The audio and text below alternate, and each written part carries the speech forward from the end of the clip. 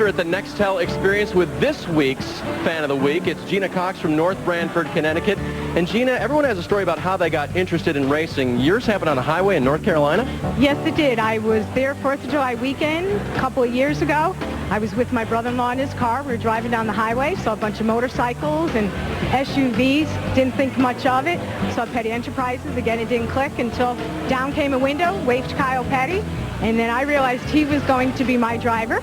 Now, surely that didn't net you the Nextel Fan of the Week. You've gotten really involved in NASCAR since then, right? Yes, I have. Where I live in North Branford, Connecticut, we run bus trips. I suggested to do this trip, and 3 years later, I'm still running them. Every year, we're sold out. We have like 50 people on the bus. We play games, we number the bus, and it's just a great time. And people know me as the NASCAR girl in town. Very nice. And she brought them all here to the Nextel Experience. Gina Cox is your Nextel Fan of the Week. If you want to be the Nextel Fan of the Week, log on to NASCAR.com/Nextel. Thank you, David. 4 laps are complete here at New Hampshire under the green and yellow. The green indicating the laps count. Yellow that the track is not perfect yet for Nextel Cup racing. Here are the results from yesterday's Busch race here at the New Hampshire International Speedway. Martin Truex Jr., the winner. Boy, did he move his way through traffic to get there. Carl Edwards second, Denny Hamlin third. And take a look at the unofficial championship standings after 20 of the 35 races.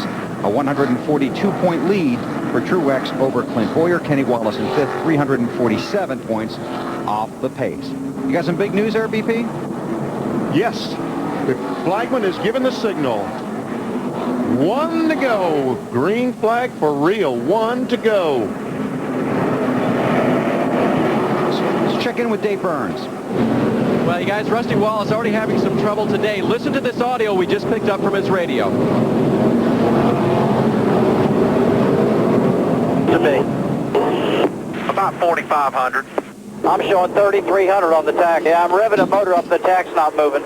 All right, boys, we're going to have a tough one today. We ain't got no tachometer for pit road speed. They manage their pit road speed by judging it from the pace car on the opening laps. Unfortunately, Rusty's is not working well. No speedometer on these cars. They have to figure out how to get that 45-mile-per-hour speed, and it's going to be a little tougher for him today, Wally. Yeah, it'll be okay unless he comes in the lead. Right. Then he's really going to be in trouble. But if he can try to, follow somebody in, he's just going to have to be careful.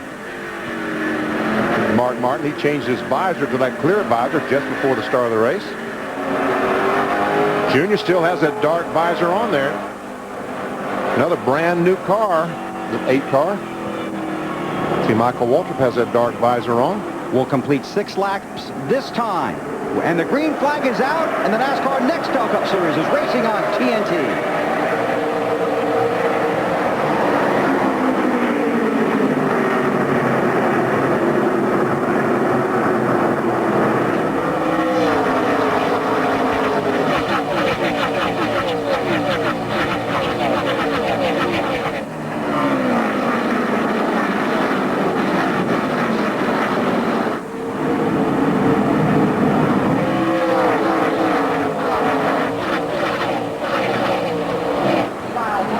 Cool just watching it. It is. That first lap. Yeah. And we talked about that outside groove, and you mentioned Casey Kane. Well, guess what? He used the outside groove to take the lead on the first lap. Putting the pole sitter Brian Vickers back to second with a 3 wide back there. Yeah, there were. In fact, Mark was making it 3 wide. So now Mark's in the middle back there in 3 wide. Oh, it's real busy around that 6 and 24, 31 back there. They are in a bunch. Kyle Busch in that 5 car trying to make a move. Rusty Wallace has lost a few positions. And that racing back around 20th is pretty nasty, isn't it? Very, very tight back there right now. Jeff Burton right in there. Look at that. Martin in the 6. Jeff Burton in the 31. Jeff Gordon in the 24 car.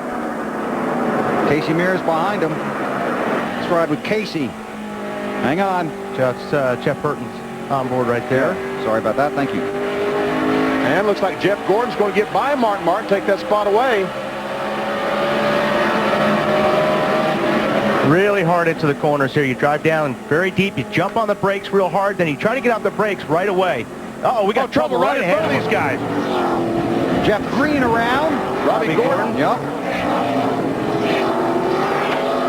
But thank goodness these cars have great brakes, because all these cars behind were able to stop or slow down enough to not be involved in the accident. Is Robbie Doesn't spinning look like anybody really has a lot of damage to their car. Caution comes out. The field is frozen. 10 laps are complete. Casey Kane, the race leader. Although Robbie will probably have to, I'd be surprised if he doesn't come in and throw a set of tires on that car. Jeff Green might want some too. Let's go upstairs and take a look. See if we can see what happened. 43 looks like he just got a little bit loose there, and then he may have got touched by Rusty Wallace, but he was trying to save the car and kind of slid in front of the two car. Did you see Jeff Gordon go by just barely, missed the inside wall? This wall here, Jeff Gordon just missed that. He missed the cars and the wall. Watch on the apron. When Jeff turned that car left, it turned sideways, but he was able to get through.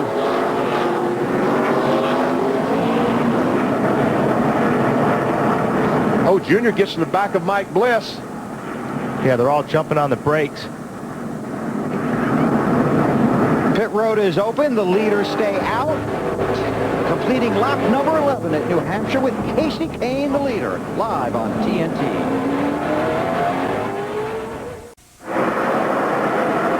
Went back to green flag racing just half a lap ago. Casey Kane, the race leader. Kyle Busch is trying to take that spot from Ryan Newman. 8 cars pitted under that caution, including Rusty Wallace, who qualified 6th, is now scored 41st after coming on the pit road. Remember, I said he won back in '93 from 33rd spot? Well, now it's basically 41st spot. If he's going to win, he's got to come from. Well, you asked him if it was going to be easy, and it's not going to be easy now. Kyle Busch not able to make that pass on the inside in that 5 car. Dave, how about an update on Rusty? And that pit stop was for a little left front fender damage on the car. They reasoned that they were going to hurt that left front tire going into the corners. It was already smoking, so they came in and changed 4. Rusty radioed back, guys, I'm not worried about coming back to front with only a 2-tire change. And remember, his Busch car ran in the Busch race yesterday, so he has that knowledge. I don't think he got out of the pits in time to, because he's not even at the back of the field. No, he was not able to catch up with the field entirely before the green flag. He was about a half lap down. And part of the problem there was they were still talking about pitting when pit road opened, so we had to go around again. Right. There you see the leader go by. Here comes the rest of the field. Kenseth, the yellow car. There's the back of the field, the 32 car, and there's Rusty.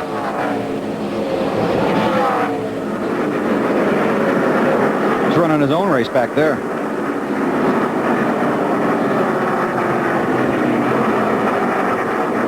But, you know, he was as fast as the leader that lap, so he should be okay. Boy, that's going to be a long day. He's got some work to do. So we got his tachometer. He just doesn't have a tachometer. See his RPM? He just doesn't have one.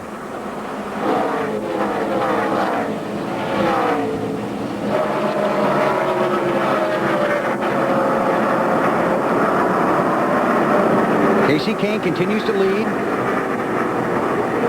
Brian Vickers, the pole sitter, runs second. Meanwhile, here comes Tony Stewart. The orange car comes by Greg Biffle, takes over the 7th position. Kurt Busch in that 97 car's working on Newman right now.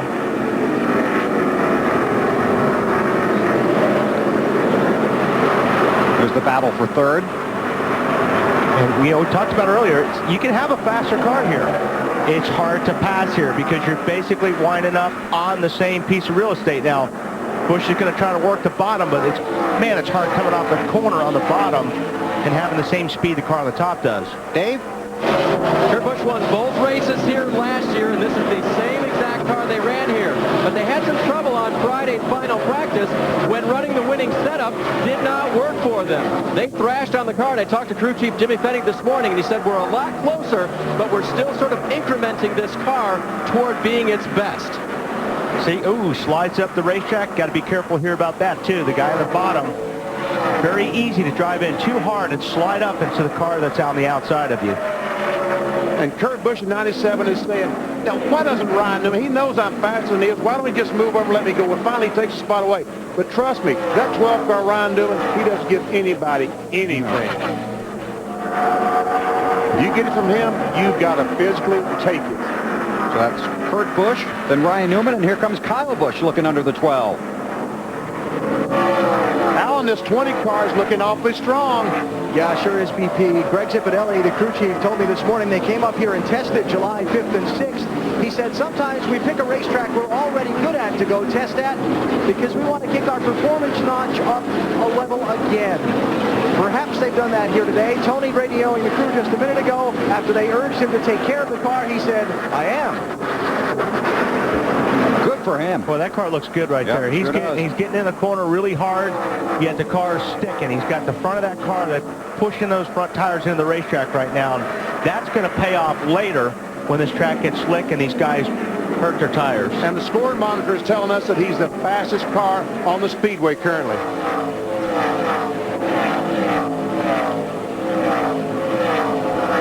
Earnhardt slipping back there. He's right in the middle of it. There he is. Back in 26th, Marty. How about Junior? Hey, slipping back just a little bit, Bill. He did start 24th today, and Junior says his car not handling the way he likes, and he thinks the weather may be a factor.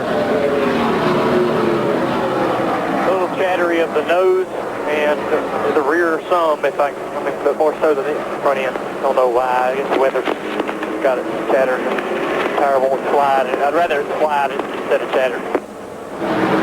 The weather very different from practice. It is cool, and obviously it rained earlier today. That could be playing a factor, and there's a caution on the racetrack. Scott Riggs. Caution's out. Keep it coming. Get some damage to the rear of the car. Field is Come on, frozen. no caution, no caution, no caution. Oh, my goodness, no caution flag. And Brian Vickers, the 25 car, has taken the lead. Well, I'll tell you what, there are a lot of people surprised at that.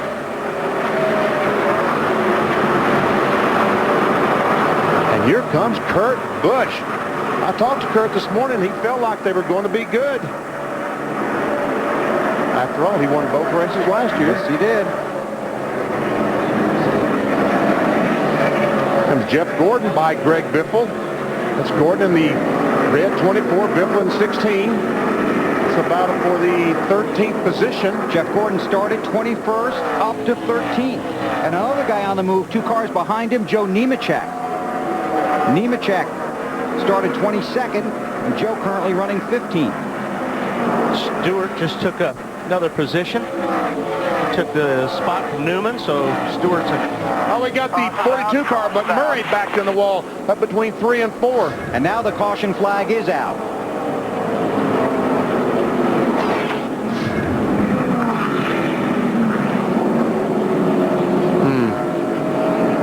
That looks pretty serious.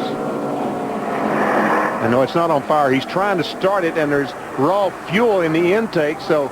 Look at all the wheel marks on the door. I wonder if that had anything to do with it. That's yellow, too. He's going to set the tire on fire if he don't start pretty quick. That's not funny. Especially those guys there. The rescue workers, I'm sure, thinking... Come on down if you can. Oh, I'm going to get some. Oh, he's going to get some. Oh. I guess someone turned him around. Not happy with somebody. Probably the 17, what do you think? Could be. That's where that yellow paint came from. He's after him. I don't think his car is good enough to get him. It's coming to pit road, Donnie. He's on pit road. And, you know, God, you want to do that so bad. You really do, and the driver, you really want to go after the guy, but NASCAR really frowns upon that, and yeah, he just dumped him. Yeah, wow. You know, you can't touch a car going into the corner. You can't hit the guy's bumper, or you're going to wreck him. On board with Jeff Burton. You could do it in the middle. You can do it coming off and get away with it. All clear, all clear. Caution's out. If you hit somebody in the bumper going down into the corner, you're going to wreck. Now here's a Scott Riggs spin just a moment ago, the 10 car. He's going to get a little bump from the 43 car. He goes around, but he doesn't hit anything. And that's why they didn't throw the caution. He puts the car in gear and drives away. Hence, no caution flag.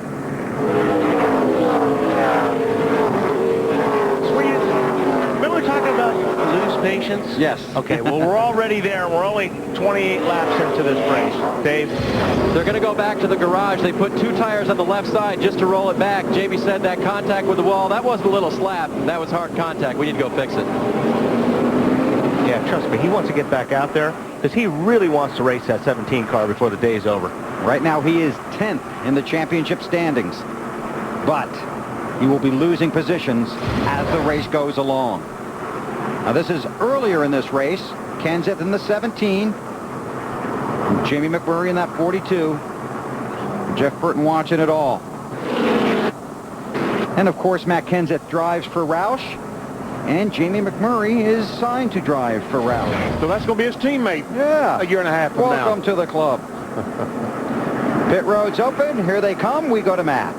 Kyle Busch, one of the first leaders that will hit pit road. Now his car was tight in the center off. That's where he was losing the most time. Look for chassis adjustments across the back as well as a 4-tire change. Dave, some guys looking at 2 tires. It might be Kurt Busch right now. They didn't put the other set over the wall. Middle of the corner off. His car wants to push to the wall. They made an air pressure adjustment. 2 only, Marty.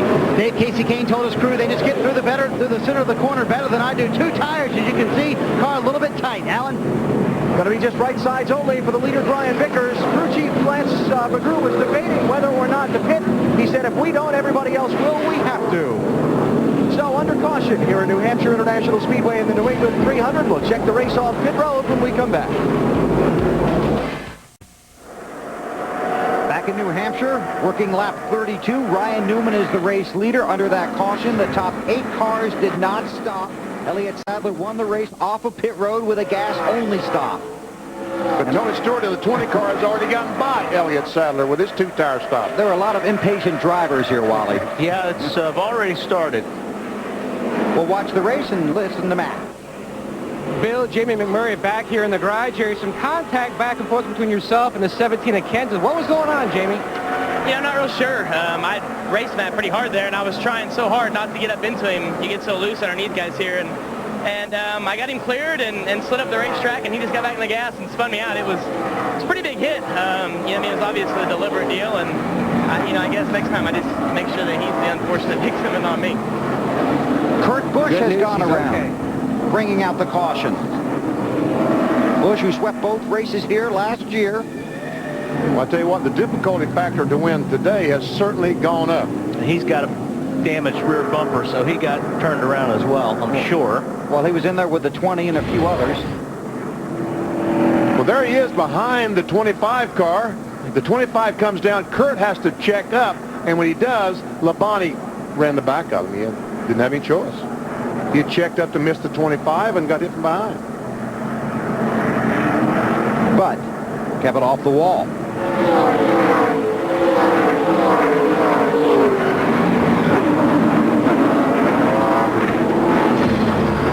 So Kurt Busch gets it pointed in the right direction. Caution is out at New Hampshire. Ryan Newman leads Casey Mears and Robbie Gordon.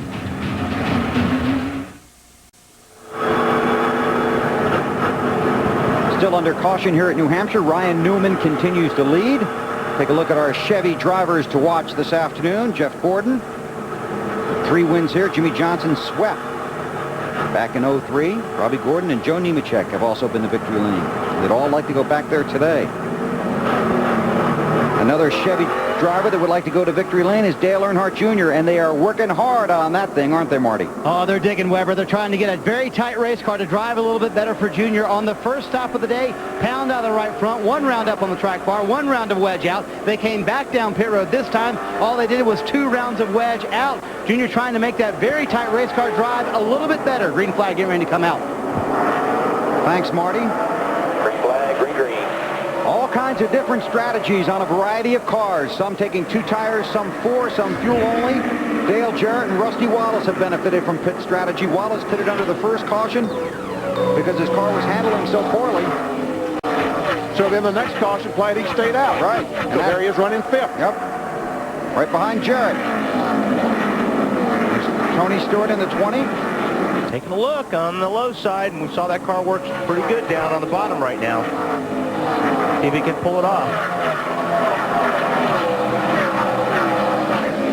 Yes, he drove it there pretty far that time. He drove it in pretty far, and Rusty said, it's a little bit too early to be contesting going down in the corner. And there's a wave of thank you for not contesting it. Yep. Behind Stewart and Wallace, Elliott Sadler.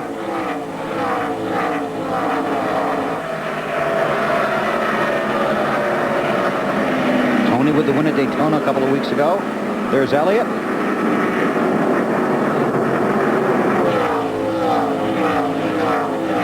Now pole sitter Brian Vickers in his mirror. And Tony Stewart going to look under the 88 car and just go by Jarrett for the 4th position. About the 88, Alan. Well, Bill, remember just before the green flag, I told you his crew chief, Bill Wilburn, planned to do something with pit strategy in the start of the race to get him from 34th starting spot up front and get some track position. What they're hoping for now is that the race runs green long enough that when the next caution comes out, everyone will want to pit. That's how they'll keep that track position that they gambled on getting early in this race. It's going to be a gamble all day long on pit road. And somebody's strategy is going to pay off at the end. Dave, the 38 car chose to change no tires on his stop, didn't he? That is absolutely correct, VP. And I talked to Elliott Sadler just before we got going today, and I asked him, out of 10, what number of car does he have? And he said, I think it'll be about a 7. Is it there yet? Listen to what he said on the radio. We can just bad the first. We can just somehow figure out a way for this thing to quit chattering so bad the first 15 laps, but then not get tied off will be pretty good. But that's the two things I'm fighting right there. Whether we got to try to mix it up with air pressure or something different, you know. Wally, what do you think? Maybe only a 3 or 4 right now, huh? Yeah, you know, when they talk about the cars chattering, a lot of time when you go into the corner, the car, it feels like it's skipping along the racetrack. And that's what he's feeling right now in these cars. A couple of these guys are feeling that chattering, and that's exactly what it is. It just skips across the surface. That's exactly right. The tire skips across the racetrack, and it chatters, you feel it in the steering wheel as Tony Stewart goes by Robbie Gordon to 3rd. I tell you what, this Stewart's going to be hard to handle today, looks to me like. He could be hard to handle from now until Homestead. That's true. The car looks similar to what we saw yesterday late in the Busch race with Martin Truex's car. That car is rolling through the center really good. It's cutting well, and he's fast on the bottom. Just want to let you know that Ken Schrader started 41st, and with strategy, he's currently running in the 10th spot. So Schrader, another team using pit strategy. Stewart's car is so much faster right now than those 2 cars ahead of him. It's just a matter of time. I mean, the last time he was 0.3 of a second faster than Ryan Newman, the leader. So Stewart to 2nd, and now starts sailing after Ryan Newman. And it may not take him long to get there. Had the fastest lap, last lap.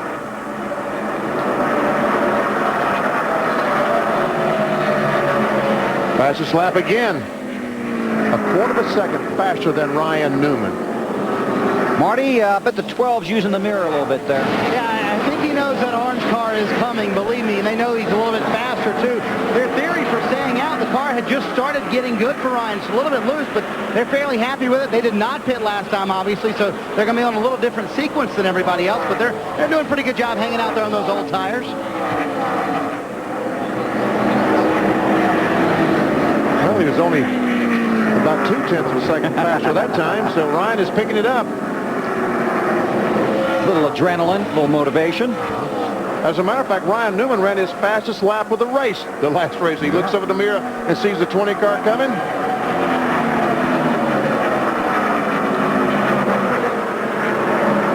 So Tony Stewart continues to chase Ryan Newman. We'll keep an eye on him, and when we come back, we will take you through the field here at New Hampshire. You're watching NASCAR on TNT. NASCAR Nextel Cup Racing on TNT, presented by Subway. And we have a new leader here in Loudon, Tony Stewart. Back on lap 51, just a couple of laps ago. We knew it was a matter of time. He just basically drove underneath Ryan, and I think even Ryan realized how much faster he was at this point and gave a little crack to the throttle. Actually, he had tried for a couple laps to get by the 12 car, not able to make it, but that time off turn 2, he got that great bite from Ryan and said, well, I guess we might as well can't postpone it any longer. And just update a couple of cars. Dale Earnhardt Jr. restarted 35th on lap 39. He's now 29th. And Greg Biffle, who started 9th, is back in 18th. He's 3rd in the championship standings. Let's take you through the field. Start with the 20 car of Tony Stewart, and here's Alan. Well, Bill, Tony Stewart took just right side tires on his pit stop, restarted in 6th position, and needed only about 16 laps to go from 6th up into the lead. Tony Stewart out in front in New Hampshire. We go to Marty. Even though that 20 car passed him for the lead, Alan, not a lot to complain for Ryan Newman. Fairly happy with the chassis, a little bit loose. Car coming to him in the middle of the run. He's had 5 top 10s in his 6 New Hampshire races, one of his best racetracks. Casey Mears also did not pit during the last pit stop. They are a little bit loose. He says, I am right on the edge of having no rear grip, but fairly happy with the car, able to keep it up there in 3rd with those old tires. Dave? I didn't have to remind Robbie Gordon that he was starting 31st today, the same position that he won with back in 2001. He brought it up to me, hoping for anything, and right now he's got track position. That's step 1. Rusty Wallace has gotten track position back as well after that early pit stop for that damaged left front fender. Running a little bit better, according to the driver, than it was earlier. Alan?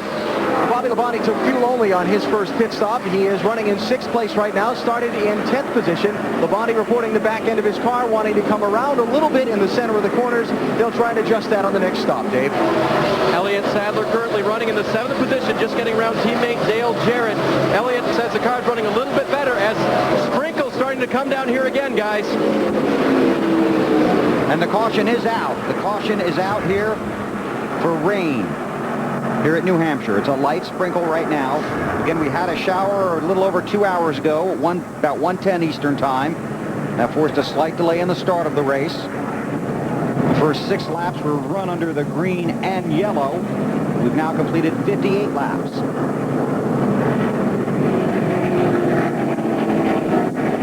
And it'll be interesting to see what happens when pit road opens. Yep.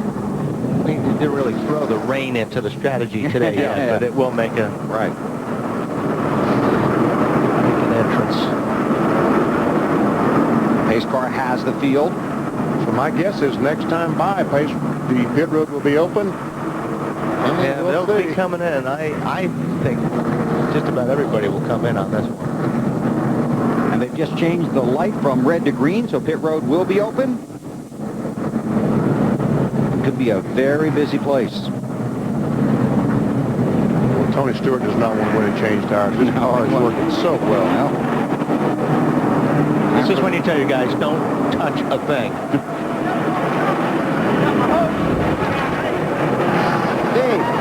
Robbie Gordon told his crew chief, I need to turn better in the middle of the corner. He said, we'll help you with air pressure, but guess what? We're only going to take 2 tires. Let's keep this track position we've worked so hard to get. Marty? Dave, Ryan Newman is in the middle of your screen. He said, boy, I don't have as much grip as that 20 car does. Needs to be a little bit tighter going into the corners. They put a pound in the left rear. They're telling him, busy pit road. Be careful. Alan? Tony Stewart asking for help from his crew, directing into his stall. A 4-tire change with a slight air pressure adjustment. Now, Robbie Gordon's going to need a little bit more now than an adjustment because he made some contact down there. They got off sync, guys. What happened? Robbie taking those 2 tires. Sterling Marlin was way back in the queue, and you can see as Robbie takes off, here comes Sterling. Look out, contact on pit road. Robbie radioed his crew, we've messed up the front end. And watch the 10 of Riggs. He had to pit at an awkward angle.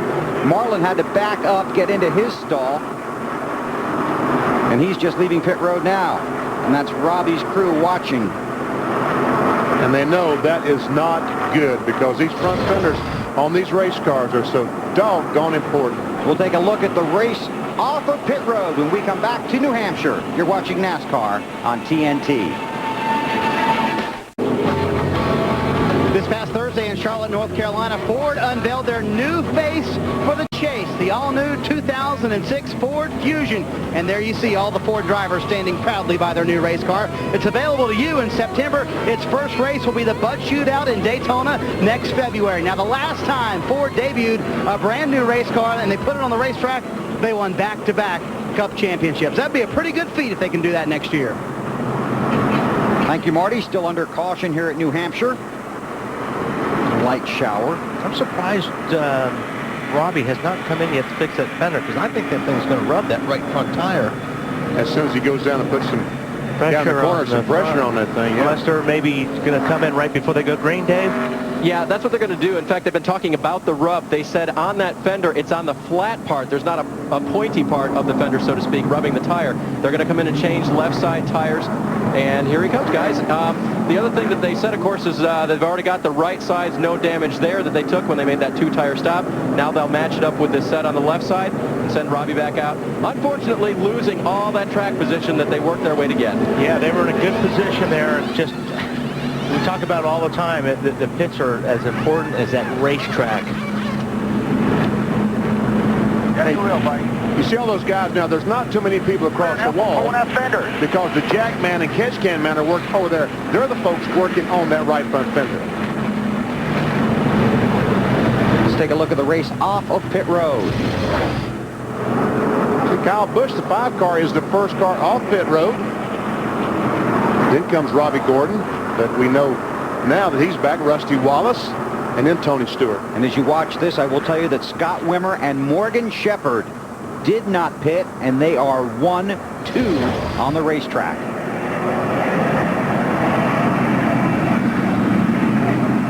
So we remain under caution here at the New Hampshire International Speedway. Scott Wimmer is scored as the race leader. NASCAR Nextel Cup Racing from New Hampshire, presented by Subway on TNT, is brought to you by Bank of America. Higher standards. By Miller, there's good enough and there's better than it has to be. Miller, good call. And by Subway, it's always been fresh, now it can be toasted. Experience the new great taste of a fresh toasted sub today. Subway, eat fresh. Still under caution, let's go inside the TNT pit window. BP? Kurt Busch makes a pit stop, and it was comedy of errors. First of all, he's too close to the line. The NASCAR official is going to tell him to back up before they can do anything. Also, the jack man over here, he has tripped and fallen. He's got to get up. Okay, he finally gets the jack on the car, but whoa, we got to let it back down. Now we got to jack it back up again, and you're going to notice that he doesn't have the jack up far enough. The right front tire changer is trying to take the tire off. It won't come off till the jack man jacks it up some more. That was very ugly. So then they come around to the left side, and everything worked okay. But the right side, crew chief Jimmy Finning was livid. Green flag is out. Scott Wimmer, who did not pit, leads. Kyle Busch, who did fuel only. And Rusty Wallace and Tony Stewart, who has a very good race car. Stewart's going to work the high side now. That car works everywhere. Tell you what, you don't see that 20 car up on the top side many times. If he passed Rusty Wallace on the high side and passed Kyle Busch on the inside. Busch is coming back. Dave, about the 22, he's being Pressured by the 20, and Tony's going to go for that lead. I don't know if this is a good thing or not, because Scott's wife, Jody, is trying not to deliver their first child, a boy, until Scott gets home. Jody, settle down and don't push. That's what the sticker on Scott's dash says, Jody, don't push, and hang on till Scott gets home so you can have that baby boy. Rusty Wallace and his teammate Ryan Newman, 41 of Casey Mears. Oh, that 20 car just made everybody look silly. Oh, he did, didn't he? Wimmer led 10 laps last week at Chicago. It's the first time he's led here. He's given up first and now second. Hit the spot. Jeff Gordon has cracked the top 10. He runs 9th after starting 21st.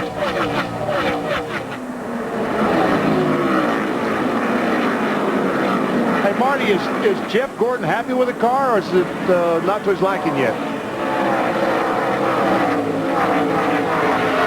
Well, VP, this day is shaping up to be a little bit better for Jeff Gordon. The car is a little bit loose when he's by himself, but when he's in traffic like he is right now, Gordon loves the car. When they came down pit road, they made an adjustment on the track bar, going down one round, took on 4 tires. Jeff very happy so far.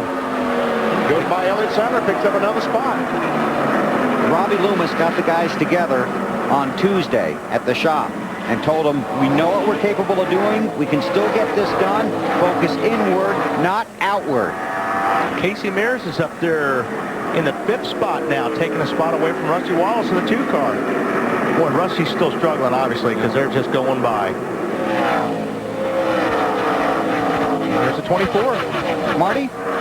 Hey, Bill, you talked about that team meeting. You know, Jeff Gordon came to that team meeting, too, gave Robbie Loomis a vote of confidence. And then on Wednesday, another pep rally. Rick Hendrick came by, told the guys, listen, you are a championship team. Remember that. You haven't forgotten how to adjust the car. Jeff hasn't forgotten how to drive the car. You can still not only get in the chase, but win the whole thing. Don't forget that. And one more thought on that, Marty. Jeff told me in the garage area here on Friday that Robbie Loomis will be the crew chief on this car for as long as Robbie wants to be. So you know they are bonded together as a 1-2 punch, Gordon and Loomis. Uh-oh. Trouble up there. Mike Wallace way high coming out of turn 2. Still going the right way. It's kind of a lot of damage, though. Looks like someone's gotten in the left side of Mike Wallace's car. Meanwhile, a great battle between Casey Mears, 41, Jeff Gordon, 24, Bobby Labonte, 18. Here comes Dale Earnhardt Jr., the 8 car's going by. Trying to get by his teammate, Michael Waltrip, in the 15. How about the 8? Bill, remember all those changes that we talked about on the 8 car? I talked to Steve Neal just a moment ago. He said, we're gaining on it. Slow progress, Junior, getting happier with the race car. It was just way too tight to start this race. They've made 5 separate adjustments, trying to loosen that car up a little bit for Junior, and he's getting happier the longer this race is going. There's nobody happy in that pack right there, is there? Jimmy Johnson might be the 48 car because he is marching forward. And this is some racing going on here. Johnson in the 48 looking inside of Sadler. Allen.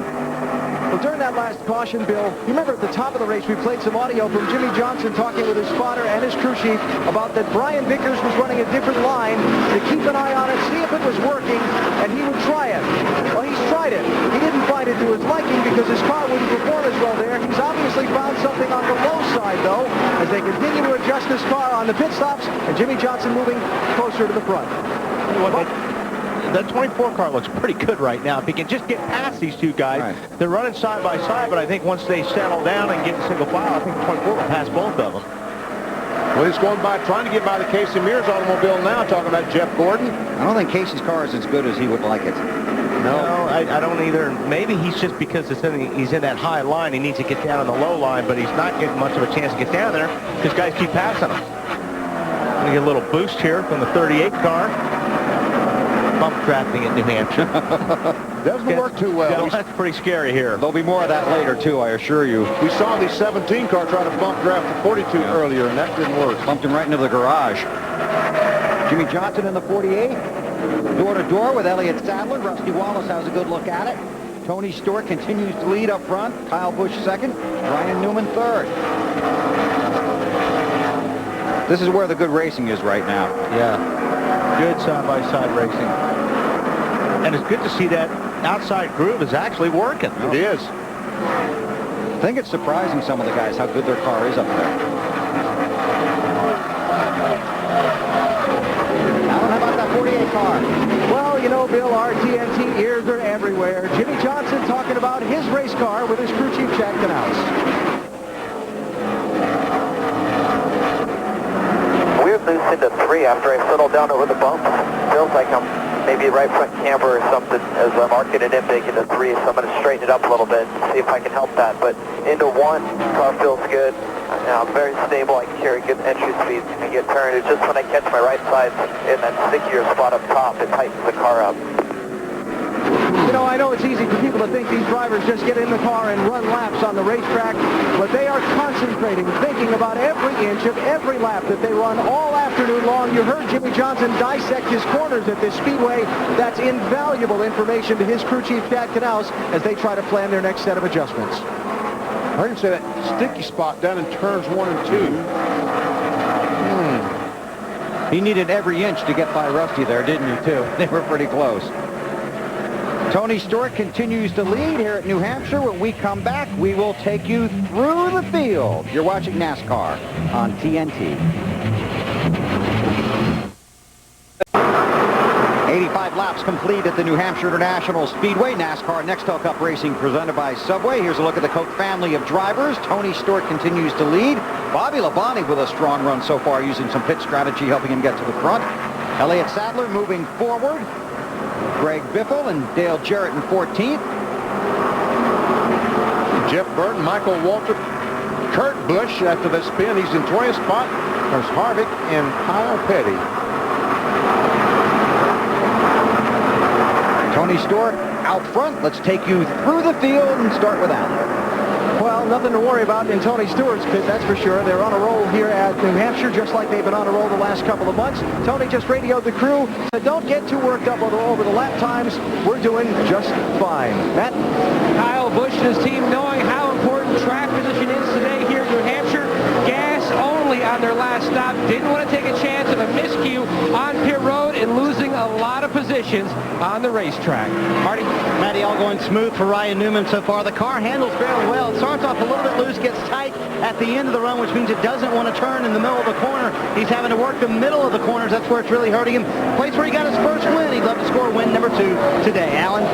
Solid day for Bobby Labonte. He started in 10th position. Fuel only on his first pit stop, then 4 tires on the last one. He's up to 4th. Only 3 top 10s this season for Bobby, but they think they're turning the corner. Marty? Alan, Jeff Gordon continues his march forward. Hasn't said anything on the radio since the last pit stop, and they think he's very happy with the chassis. He was a little bit loose to start that run with, got tight as the run finished, but very happy with the 24 car. Dave? Elliott Sadler not so pleased with the 38, at least in the middle of the corner. That's what they tried to fix so it would turn a little bit better. Air pressure adjustment on the last stop. Alan? Well, Jimmy Johnson, the championship leader, continues solidly in the top 10. He's running in 7th place. They made a variety of adjustments on their last pit stop to try and help the car turn better in the center of the corner. Marty? Alan, Casey Mears reporting to his team this car's a little bit loose, trying to build some momentum from a top 10 last week. Hanging in the top 10 right now. Car gets a little bit too loose for him, Dave. Scott Wimmer falling back now, restarted in the first position, has gone back to the 9th position. On lap 29 was the last time they stopped for 4 tires. They'll have to come in somewhere around lap 119 or 20. And remember, Jody at home, please don't push. Save that baby, Marty. Dave Casey Kane trying to run that high line. He's in the 9th position. His car is loose. Tommy Baldwin told him, hang on to it, be patient. It's tough when you know you have a fast car trying to make your way back through the field. Alan? Brian Vickers started on pole and led some laps early in this race. He's actually picked his way back up to 10th position. They've had 2 slow pit stops on the last one. Lug nuts fell off the right rear tire and cost them some spots. Dave? Greg Biffle's team really turned this car around for final practice on Friday. The last time they came in, on lap 58, caution for moisture on the track. His car was pushing toward the wall. They made a wedge and an air pressure adjustment for him. The 2 of Rusty Wallace has gone backwards. At the beginning of the race, the car wanted to spin out. Now, the car has gone the other direction. They'll have to come to some sort of a compromise on that setup. Alan? Well, the pit strategy that Dale Jarrett's crew tried to get him up from 34th has helped him get up close to the top 10. But right now, he's losing ground in the race. His car not handling well. He wasn't very confident about it just before the race, though he is going to slip by Rusty Wallace right there, Dave. Kurt Busch's car was on the loose side last time he came in. They made 2 adjustments to the car, wrenches through the back window for track bar and wedge for the current reigning champion. Marty? Dave, Jeff Burton has won here more than anyone as he takes the 15th position from Rusty Wallace. 4 wins for Jeff Burton at New Hampshire. His car kind of all over the place, loose and tight. It was tight last time. They changed air pressure and 3 of the 4 tires trying to get it better. Matty? Jeremy Mayfield trying to be the second Dodge to go to victory lane in 2005. 2 tires on his first stop. On his second stop, they made significant adjustments. The car way too free. Meanwhile, the 99 Carl Edwards had a great run in Saturday's Busch Series race. Almost went to victory lane because his car is too free too soon. And meanwhile, Michael Waltrip already announced where he's going to be leaving this team as season's end, running in the 19th position. So this car is pushing terribly, Marty. Matt, all of a sudden, Dale Earnhardt Jr. sounds like a frustrated man in the 20th position. He says 2 loose in, 2 tight off, which means the back end wants to come around when he goes in the corner and off the corner. He can't get it to turn. They talked about changes, and he said, hurry up, because it's going away big time. Matt? Mark Martin, 1 of 7 tracks. He's never won on here at the Magic Mile, New Hampshire. He took 2 tires in the first stop, so the car, which is way too tight, feeling much better on the 4 tires he took the last stop, but he's running just outside, Dave, the top 20. Which pedal do the drivers like the best? I think it's the gas pedal. You love to mash the gas. Well, when Joe does it on the 01 car, that car wants to shoot straight toward the wall. They'll have to adjust that at the next stop. Matt? Kevin Harvick led the most laps in Saturday's Busch race, was concerned about the changes to the track due to the rain and the weather, and he has cause for concern. The car, like he expected, way too tight, Marty. They've made significant adjustments, put a spring rubber in, track bar wedge. Nothing has helped. They're stuck back in traffic. Matt, by Ken Schrader's estimations, he's raced at over 300 racetracks, and including last night, he wanted another one. As Bill told you earlier, won a feature in Maine last night. Schrader found a place to race Saturday night. Told him earlier that the car just will not roll the center like the other guys, just way too tight. Bill?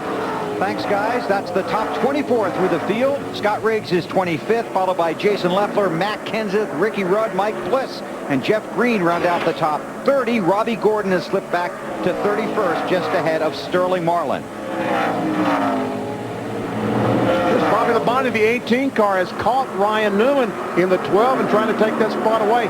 In watching the scoring monitor the last few laps, Labonte has been running laps as fast as anyone, and a lot of laps faster than anyone. I'll tell you, we don't see him in the picture right here, but probably come back from commercial break when we'll be talking about that 9 car. You think so? Casey Kane has got his car hooked up right now. He is in the 9 car running 9th. They're all chasing Tony Stewart. Coming up on lap 100 here at New Hampshire, Tony Stewart is the race leader. You're watching NASCAR on TNT.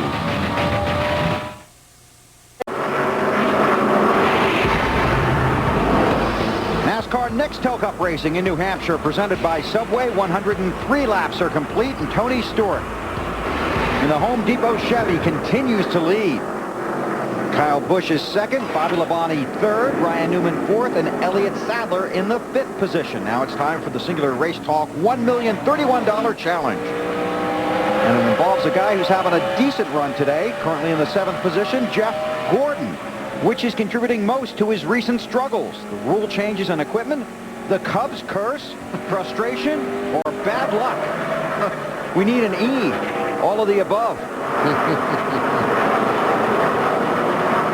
To vote, text the word race to 191 on your Singular wireless phone, or go to NASCAR.com. You'll also be entered for a chance to win $1,031.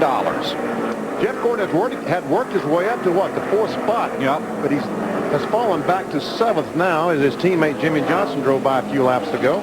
And your boy Casey Kane up to 8th, moving forward. And still fast. Yeah, last time he had the fastest lap of all the cars. Let's get back to the singular deal here. Yeah, you can explain the Cubs curse here. A lot of people may not know what the Cubs curse is. Go ahead. He had a little trouble singing, taking me out to the ball game. Yeah, I would say a lot of trouble. At Wrigley Field. But he knows it. Oh, yeah. And he just hasn't had a lot of luck since then. He just didn't have a teleprompter. You just love rubbing that in, don't you? Hey, here's a guy on the move. Kurt Busch in that 97 car. He's picked up like more than 20 positions since the restart back on lap 67 after he had those troubles on pit road. And he knows getting to the front here at New Hampshire, you have to try and be patient. Patience is the key to victory here, knowing that at the beginning of a run, some guys might run quicker lap times than you, and my car or anybody that wins the race here has a car that can run on the long green flag run. So 50, 60 laps, have to wait for those guys to come back to you. And then if you're caught marred in traffic, you just have to be patient. Pick one at a time off and make sure you're in position before that final pit stop, because it's tough to pass after that. Easier said than done, but he's exactly right. It is so tough to pass here. What's the opposite of patient? Impatient? There you go. Very good. You almost got me on that one. I was trying. 97 around the 16, and I think we're going to go down to Dave. Yeah, I just checked in their pit. I wanted to ask them where they restarted because I forgot to write it down. 34th, they said. So tremendous pickup for Kurt Busch. And then car chief Mike Kelly leaned over to me and he said, you know, if NASA is looking for our car, just let us know. I think they might want to hook the shuttle up to it. It's so fast. It is fast, isn't it? And Casey Kane in the 9 car was fastest on the previous lap. Yeah, unfortunately he's 9.6 seconds behind the leader right now, which is going to be tough to make that up. But if they get a caution, make it up pretty quick. Marty, it looks like the 9 car gets better as the longer they run. He's not too good on these short runs. Yeah, and it's exactly what Kurt Busch was just talking about, you know, and that's what Tommy Baldwin's been preaching to Casey the entire early part of the run. He's saying you got to be patient, because he knows his car is good at the end of the run, but you've got to survive those first 30, 40 laps when the car is so extremely loose you can barely drive it, so that at the end it's very good, like it is for Casey right now. Problem is, Wally, like you said, he's got 9 seconds to make up, even though they know they have a very, very fast race car. Yeah, the only way he's really going to make that up is when we get another caution and it groups these guys back up. Then he's got a shot at the lead. And up front is Tony Stewart. Running second is Kyle Busch in the 5 car. There's Tony. And behind him is Kyle. Let's check in with Matt. On the last restart, Bill, Kyle Busch told us I can't believe he's pulling away as quickly as he is, talking about the 20 car of Tony Stewart. Now, Kyle's trying to tell his crew chief, Alan Gustafson, what changes they need to make so that his race car will be just as good as the 20. He can try to chase him down. Here's a part of the conversation. We need to work on something that when I turn the steering wheel, it turns. I don't know if it's Ackerman or control arm angles or exactly what, but I need something to help me turn in the center when I turn the wheel. Yeah, 10-4. Now he's saying the car is tight in the center and loose off. Looking ahead to this stretch that's coming up, Bill, if you throw out Watkins Glen and Indy racetracks where he's never competed, they feel like this team is really going to pick up the speed, and they expect Busch to join Kane and Edwards as first-time winners in 2005. So they're looking at those changes for down the road. That's not something they can do today. Right. When you talk, yeah. But the chase for the championship begins at this track. And that's something that he'd like to be prepared for.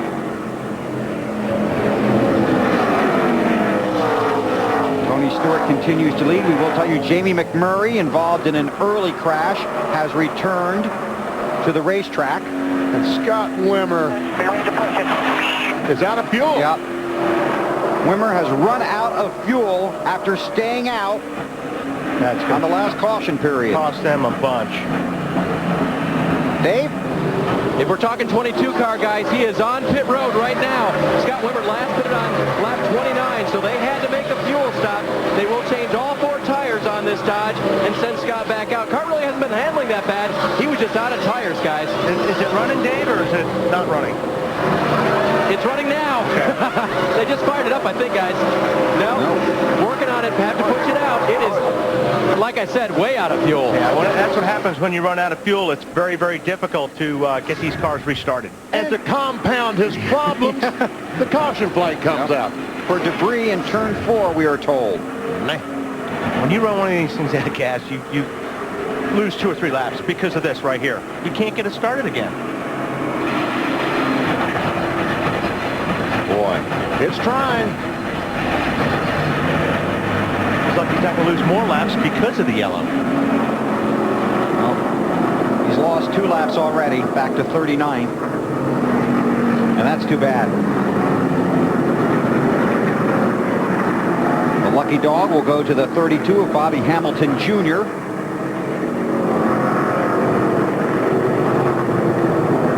Pit road is open this time by. I'm sure all these cars will be on pit road, but what are they going to do? Yes. Tony Stewart, I guess, can afford to change 4 tires, but some of these guys will be doing something different.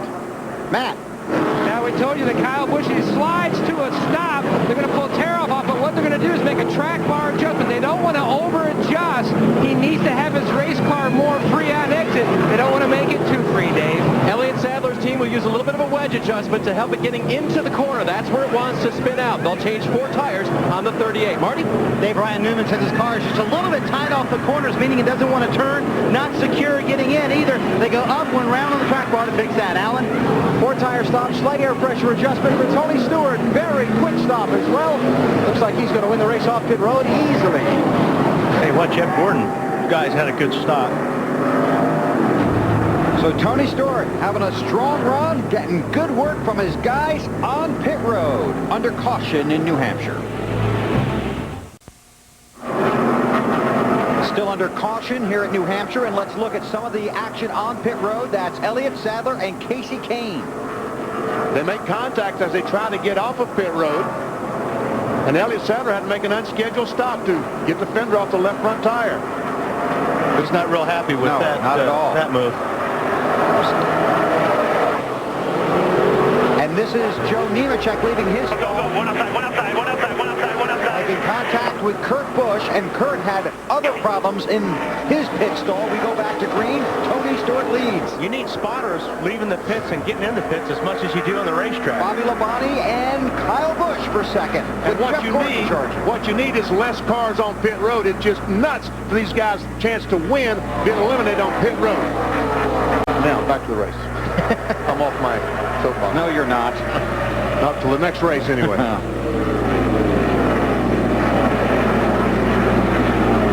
Jimmy Johnson in the 48 looking inside of his teammate. Jeff Gordon looking inside of Bobby Labonte. Jeff Gordon's car, this 24 car, is good when they have fresh tires on there. I guess. Ooh, that was a slide job. His car really took off up the racetrack when he made that pass, but he pulled it off.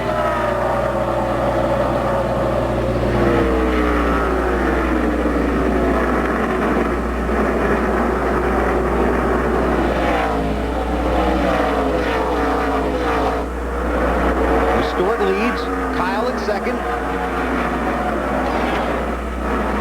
And now Jimmy Johnson trying to chase down Bobby Labonte.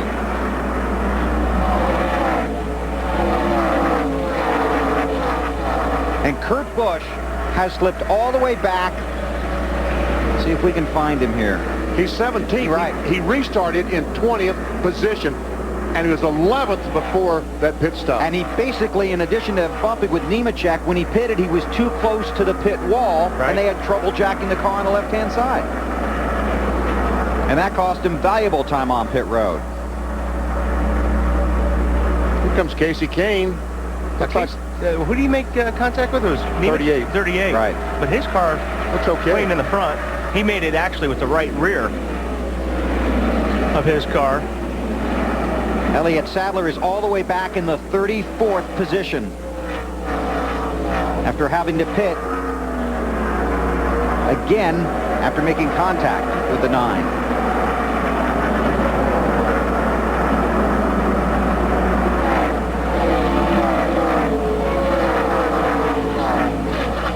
Boy, look at this pack right here. Yeah. Scott Wimmer, the 22 car, looks like he's out there and running well enough, but a couple of laps down. By the way, Marty, the 9 car, did he report any damage? BP, I checked with Tommy Baldwin, and he said no damage, and there hadn't been a lot of radio traffic about the incident with him and Elliott Sadler either on the 9's team perspective. So, but no real damage. They did hit with the right rear, as you said, Wally, so that should not affect the 9 car, and they've been awfully fast on these long runs. They have been fast. Yeah, the further in the run, the better for that 9 car. And you can see he's higher than any of all these cars he's running with right now. He is working that high groove, and he's getting a lot of traction up there. Poor Elliott Sadler is back in traffic. Tony Stewart continues to lead. 127 laps are complete now. 128 here at the New Hampshire International Speedway in Loudon. Tony Stewart has led 72 of the 132 laps completed here at the New Hampshire International Speedway. And he's still out front. What we call hooked up. Yeah. He's hooked up. The 5 is good, and the 24 is very impressive today of Jeff Gordon. And I think this 97 car, Kurt Busch, is pretty decent, but I don't know if we'll ever know because he keeps going to the front and something happens. He keeps going to the pits. He keeps going to the back. If he didn't have to pit, he'd be great. Of course, he'd run out of fuel, but he's worked his way back up to the 12th position again. Patience. He talked about patience. Well, he's using all of it today. Yeah. And Dale Earnhardt Jr. is up there in front of him, running in the 11th spot. There's the 8 off the win in Chicago. Marty Weber present. I told you the 8 car was getting better, didn't I? Junior happy, huh? Yeah. Yeah, he's very happy. And he said, hey, guys, a lot better. I need a little bit more of what you gave me last time. That's exactly what they did on the pit stop. Up 1 round on the track bar. That's now 3 rounds they've gone up on the track bar. And they made an air pressure adjustment in the right front. Junior thinks that 8 car's getting better the longer we run here. And Marty, you can tell just by the tone of his voice how the car's doing. Oh, yeah. I mean, absolutely. Either one way or the other with Junior. I mean, when he's down, he's getting his guys to make changes on the car. But when he feels good about his race car, he's positive about it. And you can tell in his voice, he's getting a little bit more positive as this race goes along. See what happens here. 97 to the inside. Not going to hold him up, is he? No, he's not going to hold him off. Or, 97 is pretty strong. And you can lose a lot of time, you know, sometimes just racing hard with the guy and trying to keep him behind you. 97 is in pretty good shape there, isn't he, Dave? Yes, and doing the math, I think no matter where he restarts, we should expect him to move to the front. 34th to 11th on that previous run. 20th place he started here, all the way up to, what did he just get? The 11th place. Yep. Hey, Dave, you think they'll be ready for him when he pits this time, huh? Yeah, in fact, they've had a lot of discussions today about pit strategy. In fact, the first time they came in, Kurt didn't want to come in. So they've already had a lot of discussion down here, and I think they'll have it right by the day's end. And I imagine pit practice will be fun this week for those guys as well. But actually, the pit crew, Kurt Busch, the first time overshot the pit, was over the line. They had to back up, and the second time he was too close to pit wall. Yep. So he'll be at pit practice. Right, Benny? Pardon me? He'll be at practice. Maybe he'll have him drive the car during pit Yes, practice. sir. Yeah. There is the race leader, Tony Stewart. 138 laps complete. Tony, a winner at Daytona, trying to add another victory, this time in New Hampshire. 101,000 fans at the New Hampshire International Speedway, the 21st consecutive sellout. Nextel Cup Series here, and in September will be the 22nd consecutive sellout. Tony Stewart, the race leader, 144 laps now complete. 6 away from halfway. Sorry, BP. And Kyle Busch and Bobby Labonte, he's not driving away from them. But, you know, Kurt Busch, we've talked about him all day, back in the 11th spot. Each and every lap is as fast as Tony Stewart, sometimes even faster. Let's take a look inside the TNT pit window, and this is the most recent stop for the 97. Well, check it out. The right side tires changed, goes without any problem. And he had a problem on his earlier stop because he was too far forward and had to roll backwards. That's right. Look at all the brake dust that comes out of that car on the right front. Now then, watch this when the jack man comes around to the left side. This fella right there is supposed to do that one pump. That's 2, 3, 4, 5. 5 pumps it took to get the car off the ground so they could change the tires because he was too close to the wall. The jack handle was hitting pit wall. Jimmy Fenning, not the happiest guy on pit road. And then on top of that, when they were leaving right there, they got run into by the 01 car. That's There's right. all that damage in the left door. Not that that will hurt him any here. No big deal on that side of the car, but it's been rough in the pitch for those guys. But on the racetrack, that's a strong piece of equipment right there. Taking another spot. 10th spot right there from Casey Mears. Had a good race car today. He stays patient. Fans, for a little extra excitement, take the All-State Challenge now at NASCAR.com for your chance to win. Log on to NASCAR.com for more information about the All-State Challenge.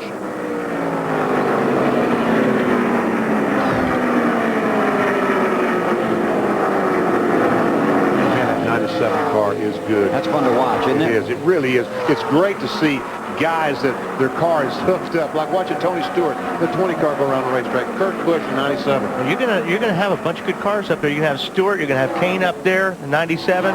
It'll be a good race when it happens. Dave? You guys remember how much they were struggling Friday during final practice? I went over to their pit. The guys were thrashing on it. They had started with the race setup that won them 2 races here last year. It had all gone away, and crew chief Jimmy Fenning was going to the notebook. Kurt was running through his mind what changes they could make. A great comeback for this team. And Dave, I talked to Jimmy Fennig yesterday before qualifying, and when I asked him what he was going to do in the afternoon because this was an impound race, he said, I'm going to sit here and worry about the car because they didn't know how it was going to be. They made the changes.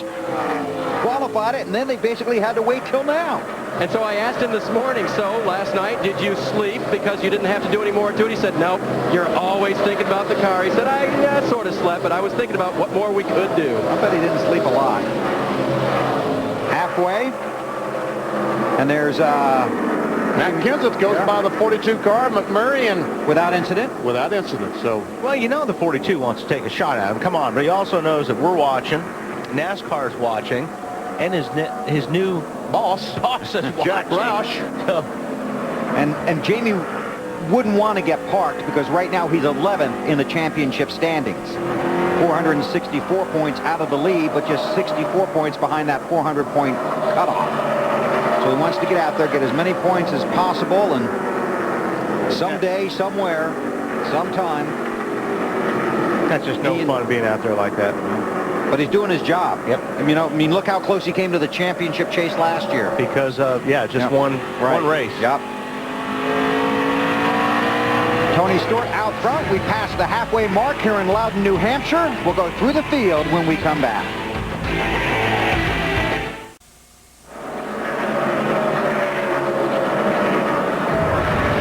Tony Stewart is today's wanted driver of the race. Out front, 157 laps complete. He's led 96 of them. And he's wanted by 42 other guys. And check this out. Kurt Busch, the 97 car, continues on his way towards the front. This is a battle for the 8th position. You see Biffle going by the 48 of Johnson. All of a sudden, Jimmy Johnson, 48. Who won both races here in 2003, struggling to keep up. And Casey Kane is falling back to 10th. We were watching him. He got past. You think he got out of the... I think he just got out of the groove there for a lap or two, and he had garbage on his tires. And the 97 is passing everybody. Yeah. He is 9.5 seconds behind the race leader. Let's see what happens. Let's take you through the field, starting with Tony Stewart. Here's Alan. I know we've been watching Kurt Busch for a while, but Tony Stewart is still charging on, leading this race. And at the lap count we are now, just past halfway of a 300-lap race, his crew chief, Greg Zipadelli, starting to think strategy. Probably only 2 pit stops left. Matt? Kyle Busch continues to impress the last 8 races, starting with Richmond, 4 top 10 finishes. He's running second today. Alan, he says the car still will not turn when he needs it to up off the corner. Bobby Labonte running third, having a very solid day so far after a very frustrating season. But I talked with Bobby yesterday. He said nobody's giving up, and they think they might be turning the corner on their results for the rest of this year. Marty? Alan, 4-time series champion Jeff Gordon knows that he only has 8 races to go if he wants to make the chase. And we asked him on a scale of 1 to 10, with the 10 being most worried, how concerned is he that he might not make it this year? We're 10. Yeah, I mean, we're 15th in points. We're a long ways out of 10th, and we got very competitive cars, that we have to battle with to get there. So, I don't think that for us right now, it's not even about focusing on the competition. It's about focusing on our own program, getting, our cars where they need to be, and myself where I need to be to compete in the top 5 every weekend and finish in the top 5 every weekend, and that's the only way we're going to get there. And we definitely haven't showed that kind of a performance lately, so we hope that we can get it turned around. On the racetrack today, Jeff Gordon having a very Jeff Gordon-like day. Very solid, cars very fast at the beginning of a run, falls off late in the run though. Alan?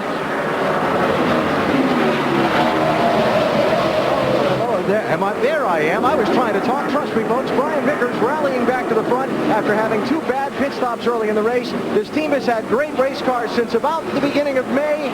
They haven't been able to finish the job. They're looking for respect by finishing the job today, Dave. Alan, on Friday, Greg Biffle told his crew the car was so loose he couldn't put any steering wheel to it. It would spin out. Opposite problem now. And at 19, Mayfield in, had a flat tire. He's already away. Caution is out. Oh, man. Every time a car makes a pit stop, the caution flag comes out. Last time it was Scott Wimmer, 22. Debris in turn 1. The reason for the caution. Maybe might have been the left rear tire of Jeremy Mayfield's Could be car. parts and pieces. You're exactly right. A lot of guys happy to see this one. Kurt Busch being one of them. Yeah. But the challenge for him now, a nice, smooth in and out of his pit stall. No mistakes in the pits. And we've seen always there's been issues. Every time we have pit stops under the yellow, people are running into each other or somebody has a problem. 31 cars on the lead lap. And here they come. Matt? Kyle Busch said he had a vibration on that run. They need to make this car better on the longer run. Alan Gussis is going to make an air pressure adjustment all the way around and make a track bar and wedge adjustment. Now to the triples with Dave. Here comes Kurt Busch. He hit the box perfectly. They're going to make a track bar adjustment as well as air pressure adjustments to help the car turn just a little bit better. Marty. Jeff Gordon feeling good about his race car. Dave told the team it's really good right now. I just need a little bit more. He is tight up one around on the track bar for that. Loose pound out of the right rear for that. Alan? Tony Stewart's Team 4 tires, another excellent stop, looking to win the race off pit road and hold the lead. And he does. And there you see the traffic behind him. All 31 cars pitted. Dave Blaney, the lucky dog here in New Hampshire. Still under caution here at the New Hampshire International Speedway NASCAR Nextel Cup Racing presented by Subway. There's Dave Blaney. He gets the Ballpark Lucky Dog Award. He was the first car off the lead lap. So Dave Blaney gets back on the lead lap, the Ballpark Lucky Dog. And pit road has been a very busy place today. And crazy. Yeah. It doesn't take a whole lot to break the rhythm of a pit stop. Tony Stewart continues to lead, Bobby Labonte, then Kyle Busch. And that race off pit road between Bobby Labonte and Kyle Busch was very, very close. See, Tony Stewart easily in front of these two, but look at that. By just inches. A gaggle of cars there. Then it was a race, wasn't it? It right was. There. And of course, don't get caught speeding. You haven't had any of that today. Not yet. No. Okay, now we talked about all the trouble on pit road. Let's go inside the TNT pit window. Wally, look at the 24 pit stop. Yeah, you talk about rhythm. Watch up here in the right front. See the tire carrier right there? He's going to grab this tire, and Dale Jarrett knocks it right out of his hand. Now, he's kind of looking around. All of a sudden, the hose, watch again, knocks it out of his hand. And watch when the front tire changer comes around. The hose will get caught on his head. And he's like, oh, brother. Not very happy. But those guys still pulled off a really good pit stop. But they were not very happy with the 88 team on that one. They're already going up and talking to the 88 guys. Marty, did they go have a conversation? Well, initially they thought it might have been the 88, but actually what Robbie Loomis has decided, he asked Jeff Gordon to pull closer to the wall. So, you know, we talked about positioning where you are in your pit stall. They want Jeff closer to the wall because the guys were having to go out into pit road to make that happen. That's why you saw the tire lead when the 88 came in. So that they're not really mad at the 88. They just want Jeff to pull a little closer to the wall, keep the guys a little safer. And Marty, these pit stalls aren't that big here. And it's a great point, Wally. These are kind of small pit stalls here in New Hampshire, and we have a wall on the other end of pit road, so it's a very tight, narrow pit road here. And this goes back to your point, Benny, about all these cars coming down pit road, and you can preach that all these cars shouldn't be down there at one point, but I think it's incumbent on the racetracks to help add to the safety factor and make sure pit stalls and pit road are long enough and wide enough for these guys. Until they do, limit the amount of cars on pit road. And then change the racetrack to get everybody on there. I thought you said you were off your soapbox. Oh, yeah, right back on it. Benny, sorry. Take a look at our Craftsman pit summary.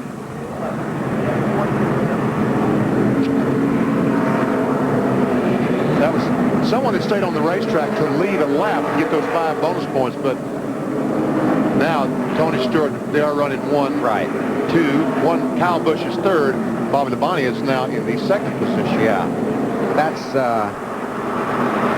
confusing. Yeah, that is confusing because right now it's Tony Stewart, Bobby Labonte, Kyle Busch, Jeff Gordon, and Jimmy Johnson. And here comes the rush up to the cars a lap or more down. So Kurt Busch did not have a problem that time. He's 8th. Earnhardt Jr. is 12th. The only problem is on these restarts, when you got the slower cars on the bottom, it is so tough because you got to work so hard to pass these cars that are allowed to more down. So you're saying the next few laps could be pretty... Man, Tony Stewart's going to clear that guy, and he's going to just drive away. And Kurt Busch, you said, is eighth position, but actually he's restarted in about 16th spot. See, now, Tony cleared Mayfield. Now, Tony's got clean racetrack. These guys got to get around all these other cars, so this is when he can build a nice lead.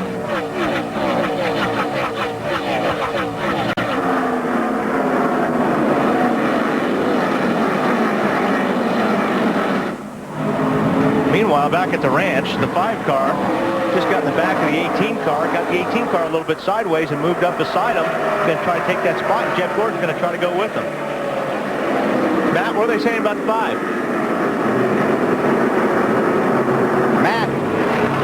Wally, right before the caution on lap 158, Kyle came on the radio and said, you know, these tires have just completely lost grip. It is really sliding the nose. Now, when they made their stop, they found out why. He had 2 small cuts in the right front tire, so obviously the caution for the debris, that debris, he had run over at some point, Alan. Well, great stop by Bobby Labonte's crew to get him out second, but then he's lost a spot, or maybe another one soon on this restart. Not a surprise to him. Bobby reporting to the crew, it takes his car about 15 laps to get going. After that, he's as good as anyone. He'd love to see this thing go green from here to the finish. These guys are busy back here. It's single file up front, but behind Jarrett as he goes inside of Mike Wallace, and that's Carl Long in the 99. A lap ago, they were 3 abreast going into turn 3. 2 rows deep. Carl Edwards, I'm sorry, thank you. Robbie Gordon right in the middle of all that. Mark Martin, Rusty Wallace, the 2 and 6. Settled down a little bit. Yeah, for now. It was pretty exciting a lap or 2 ago. Up left front tire, flat on the 40 car. Obviously made some contact with many people, possibly. Yes.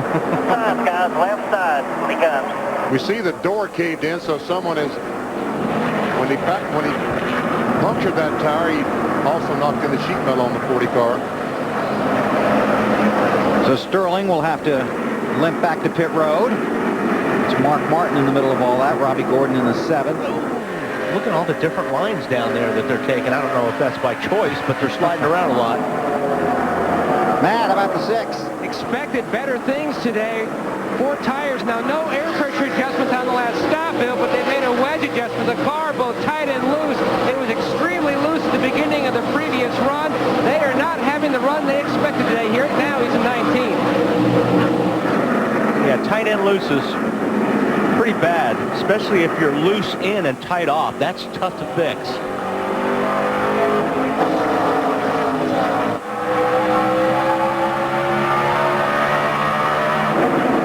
Savage Paul on 77, direct in front of Mark Martin. Michael's going to take a look on the outside. Boy, Nemechek's back there too, and I think he expected better things today as well. And the 29 car, Kevin Harvick. Harvick is running in the 23rd position.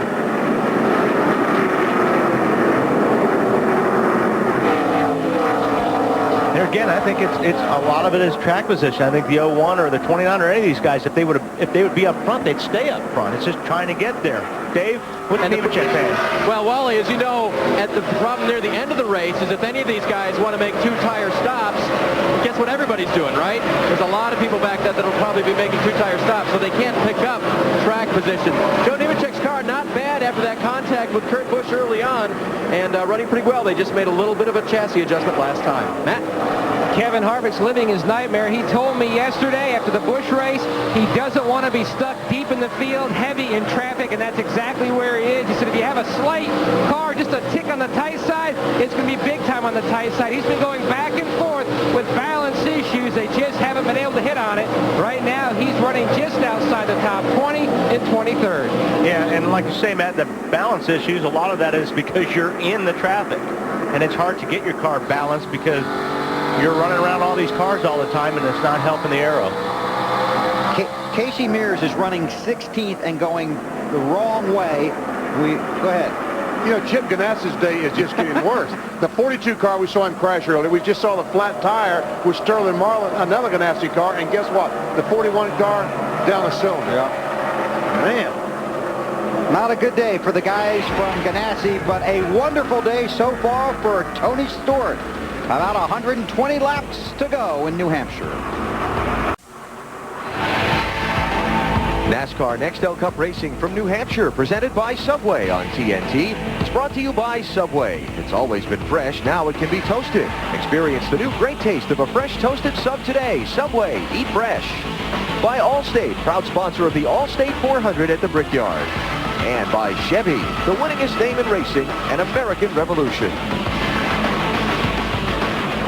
Tony Stewart continues to lead under green here in New Hampshire. Take a look at our Team Tylenol safety fact. In September of 2003, NASCAR disallowed racing back to the line at the start of a caution period. Positions at the time of the caution are now determined by scoring loops at various points around the racetrack, and there are 8 of those here at New Hampshire. One of those deals is because of here, or almost what happened here. Dale Jarrett spinning out right down here, coming off of 4. That's what caused the rule. But I'm glad they did it. They needed something needed to be bad. done. Yep. How about this guy? Oh, man. Kurt Busch. He continues to work his way towards the front. He's up to the 5th position. And as well as this car runs on long runs, if this thing would go green for about another 75 laps, he would be in position. Then the caution flag come out. He'd be right with Tony Stewart. He's 4.5 seconds behind Stewart, but not that far behind Jeff Gordon, who's running 4th. Last time by, he was a 1/10 of a second faster than Tony Stewart. But he had to work past all those cars that were lapped down, and Stewart didn't. Yep. That's why he's got the 4.5 second lead on him. How about that 97 car, Dave?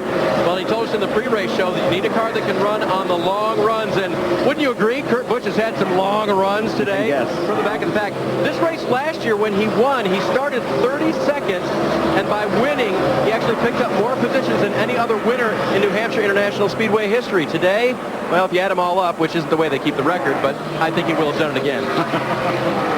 He's going to grab another spot here in a couple laps from Jeff Gordon, I think. And after Gordon, he'll set sail toward Bobby Labonte.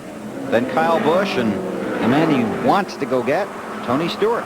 Watch him. He just closes in on the back bumper of that 24 car. Kurt Busch is fast. Won both races here in New Hampshire last year, raced on to the Nextel Cup Championship. 97 cars getting in to the corner much, much better than the 24. Look at that. Unbelievable. Wow, what a great pass by Busch. Goes into 4th. Next victim, Bobby Labonte.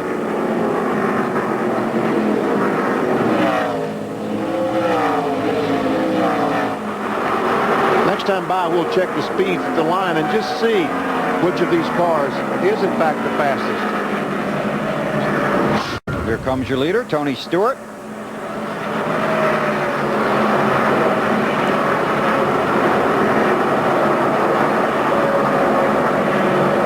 How about that? Kyle Busch, the fastest car that time. Greg Biffle, who was fastest the previous lap, looking to get around Jimmy Johnson. Done. Kind of impressed with the run that Biffle is having today because, you know, he's never run with this well at the Speedway, but today he's a threat. Tony Stewart runs out front, 191 of 300 laps complete at New Hampshire. Approaching the 200 lap mark here at New Hampshire. Tony Stewart continues to lead. We've had 10 lead changes among 7 different drivers. Stewart has led 135 laps. This is a 3rd race at New Hampshire that Tony has led over 100 laps. The most number of laps he led here came back in July of 2000. He led 156 of 273 in a rain-shortened race. That was his only win at this track, and he is stout today. You mentioned rain, so right away it makes you think of ducks and geese and... It's a stretch, but I'll buy in. Don't you think it's time? Go ahead. Cue the duck. Time for our Aflac trivia question. Who was the only Rookie of the Year candidate to win at New Hampshire? Let's see. Tony Stewart? No. Kurt Busch? No. Beats me. Candidate. Candidate. How about that man? Oh, yes. And the celebration was in the garage, because as I recall, it was raining very heavily. You know, Alan used to show us the answers. Oh. Speaking of Alan, let's go through the field. He's got the race leader. Comfy down there, Alan? I've been hanging out here a lot today, Bill, and I'm starting to get the old calculator out. Greg Zipadelli, the crew chief, told me this morning that he expected this race, pit strategy-wise, would play out like a road course. Well, if we run about another 10 laps and get a caution, you may see this 20-car pit for the last time today. Matt? Now, Kyle Busch had closed the gap from his 5-car to Stewart's 20 to about a second, but now it's opened up well over 2 seconds. The car gone to the tight side again. Now he's stuck behind some lap cars, Alan. Bobby Labonte having a solid day running third. Just talked to his crew chief, Steve Addington. He's trying to find a way. I remember I talked about the car needing about 15 laps to get up to top speed. He's trying to find a way to get a little more speed adjusted into it for the short run in case we get a late caution. Dave? Kurt Busch has taken us through the field himself several times today. His car right now, as he leaves each corner, wants to push toward that wall just a bit too much. They'll make an adjustment on the next stop. Marty? Dave, Jeff Gordon is driving the same car that he drove from 3 laps down at Martinsville to the win. Currently, he's in the 5th position. His lap time is fairly close to the leaders. Pretty loose, he says. I'm okay in the center, but I'm not happy getting into or off of the corners. Dave? 10 laps ago, spotter Joel Edmonds radioed to Greg Biffle, hey, the clouds are back. You're a lot better in the clouds. Greg's times were coming down again on that cool racetrack, but the sun's come back out. Alan? Well, Jimmy Johnson running in 7th spot. He's just not been able to get the car 100% to his liking today. Now, I know it's a very rare thing for a race driver to have a car 100% to his liking, but they've adjusted up, down, back, and forth on this car. Maybe they'll hit on something this last pit stop. Marty? Out on the radio for Ryan Newman, he hears the voice of Roger Penske coaching him on his line. Asked him to take a higher line into 1 and 3, as you see him right there going into turn 1. Ryan said that made the car a little bit better, just a little bit too loose when he wants to go down to the bottom. Alan? Well, Brian Vickers started on pole today, hoping to get his first career Nextel Cup win. Right now, the back end of his car lacking grip. When he steps on the throttle, like right there to get off the corners, it wants to come around to the right on him. They're hoping to help that on another pit stop, Dave. After contact with the 9 car in a lap 116 pit stop, Elliott Sadler all the way back from 34th to the top 10. What a great comeback for these guys. Marty? Casey Kane made the most common complaint race car drivers make. He's in the 11th position. Said, I just can't get both ends of the race car to work for me at the same time. That's a problem here at New Hampshire. Casey's car just a little bit too loose for him, but this is the part of the run where they get a little bit faster. Dale Earnhardt Jr. was funny with his team before the last caution. Said the car was awful at the end of the run. I feel like water on hot coals, and I have better brakes on my passenger car. What else can I complain about? Car just a little bit too loose now for Jr. That's different than before. Jeff Burton said, we are so tight, I feel like I'm bouncing around the track like a basketball. Cannot get this car to turn any way, shape, or form. I'm frustrated, guys. Dave? Rusty Wallace won the first ever race here at New Hampshire National Speedway in the Nextel Cup Series. Today, in order to do that, they're going to have to help this car turn all day long. Trouble with that in the middle of the corner. Alan? Well, Dale Jarrett started 34th. Little early pit strategy got him up into the top 5. He's now running in 15th spot. This is a car they took from Elliott Sadler's team, trying to get both the 88 and 38 cars on the same engineering platform, but they're still trying to tweak on this to get it where Dale is completely comfortable with what they're running. He's 15th. Kurt Busch about to take over another one. He has caught Bobby Labonte, the battle for the 3rd position. You know what? He's picked up about, I don't know, half a second or 3/4 of a second on the leader in doing it. I mean, passing all these cars, he's still making ground on Tony Stewart. Now he's in some traffic, too. And that's the advantage that he has on gaining on Tony Stewart is Tony Stewart is now starting to catch traffic and work through that traffic, and it's slowing him down as well. That 19 of Mayfield is the first car off the lead lap, but he has been stout since the restart. He had cut a tire down just before the caution came out.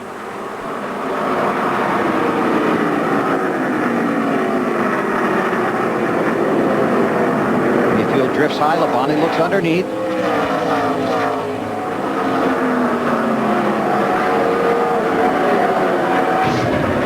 Try and make another run at the 18 of Bobby Labonte. That's Kyle Petty just ahead of our race leader Tony Stewart here in New Hampshire. Tony Stewart continues to lead. 213 laps are complete. NASCAR Nextel Cup Racing presented by Subway at the New Hampshire International Speedway. He has been the class of the field today. Boy, he has. Oof. But the guy that has been charging throughout the day, the 97 of Kurt Busch, still working on Bobby Labonte. We showed you that race just before we went to break, and Kurt Busch was up there beside of Bobby Labonte, and all of a sudden Labonte is pulled away by a few car lengths. I don't think his car is as good as it was. Kurt Busch's, yes. He's had to pass a lot of cars. He could have abused his tires a little bit trying to get there. Well, let's look back at Kurt's day. It's been rather, how would you say as a driver, eventful? Yeah. First of all, he gets a tap from behind and spins off turn 4, but fortunately doesn't hit anything. Then he had to come to pit road, and his crew guys got all tangled up. Jackman on the ground, never good. And he had to back up. He was over the line. Then he didn't have the car jacked up high enough, so they couldn't get the front tire off. And Jimmy Fennig not happy about that at all.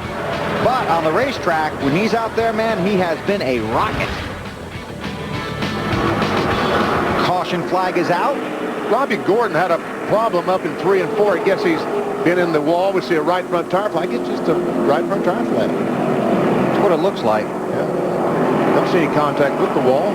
It's too bad for Robbie. He's got some contact with other competitors, though. Lots of wheel marks. Which maybe that could have cut a tire. Yeah. It's hard to avoid here, though. Yeah. 27 cars on the lead lap. Robbie's been running pretty good today. He's just some bad luck. Ever see the right front tire is coming apart. Yeah, but is it because it's rubbing, though? Because he's had contact is what I'm trying to figure out. I think he's been involved with somebody else. Looks like. So the caution is out. Kyle Petty had just gone a lap down, so he is the lucky dog. And Jeremy Mayfield worked so hard to stay right up there, but he stays one lap off the leaders. Like I say, he's got a pretty good race car today. If we stay green, this will be it. This is where the guys on pit road really want to shine. They work hard all week for big moments like this. Tony Stewart brings the field to pit road on lap 217, Matt. Bill, the 5 guys know this may be their last shot to make the winning adjustment for Kyle Busch's Chevrolet. Going to make a track bar adjustment. Going to go up at least 1 round. Let's go to the triples and Dave Burns. The driver trying to shine here as well. He does hit his pit box well, far enough away from the wall. The guys will make a wedge and air pressure adjustment for a car that won't turn well. Marty? Dave, Jeff Gordon is tight, pounding to both left side tires to fix that. He's also loose, 3/4 of a round down on the track bar to fix that. 4 tires. Alan? Just minor adjustments. Tony Stewart and Greg Zipadelli all back and forth on the radio. Stewart's crew again with a lightning stop. Will be first off. They were talking about Kurt Busch and how much they might need to adjust their car in comparison to the growing competition, but they didn't make a very major adjustment at all. Well, Stewart comes out first, but Jeff Gordon falls all the way to 10th. A long 17-second pit stop for the 2014.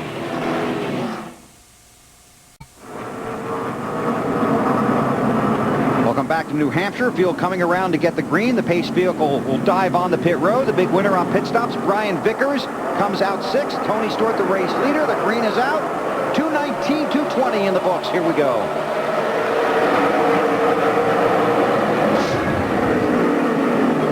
Kyle Busch is fun to watch in that 5 car on restarts, isn't he? Yeah, well, Mayfield slid up in front of him, and Kyle didn't want any of that. He wanted to round him as quick as possible. He didn't want that 20 car to get away.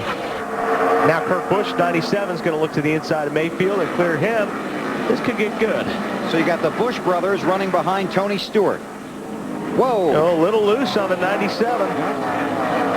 He didn't like the bottom of the racetrack with these tires that are low on air pressure. Jeff Gordon restarted in the 10th position. How about the 5, Matt? Kyle Busch's team told him if you can't do anything with the 20 of Stewart, then just settle in and take it easy on the gas.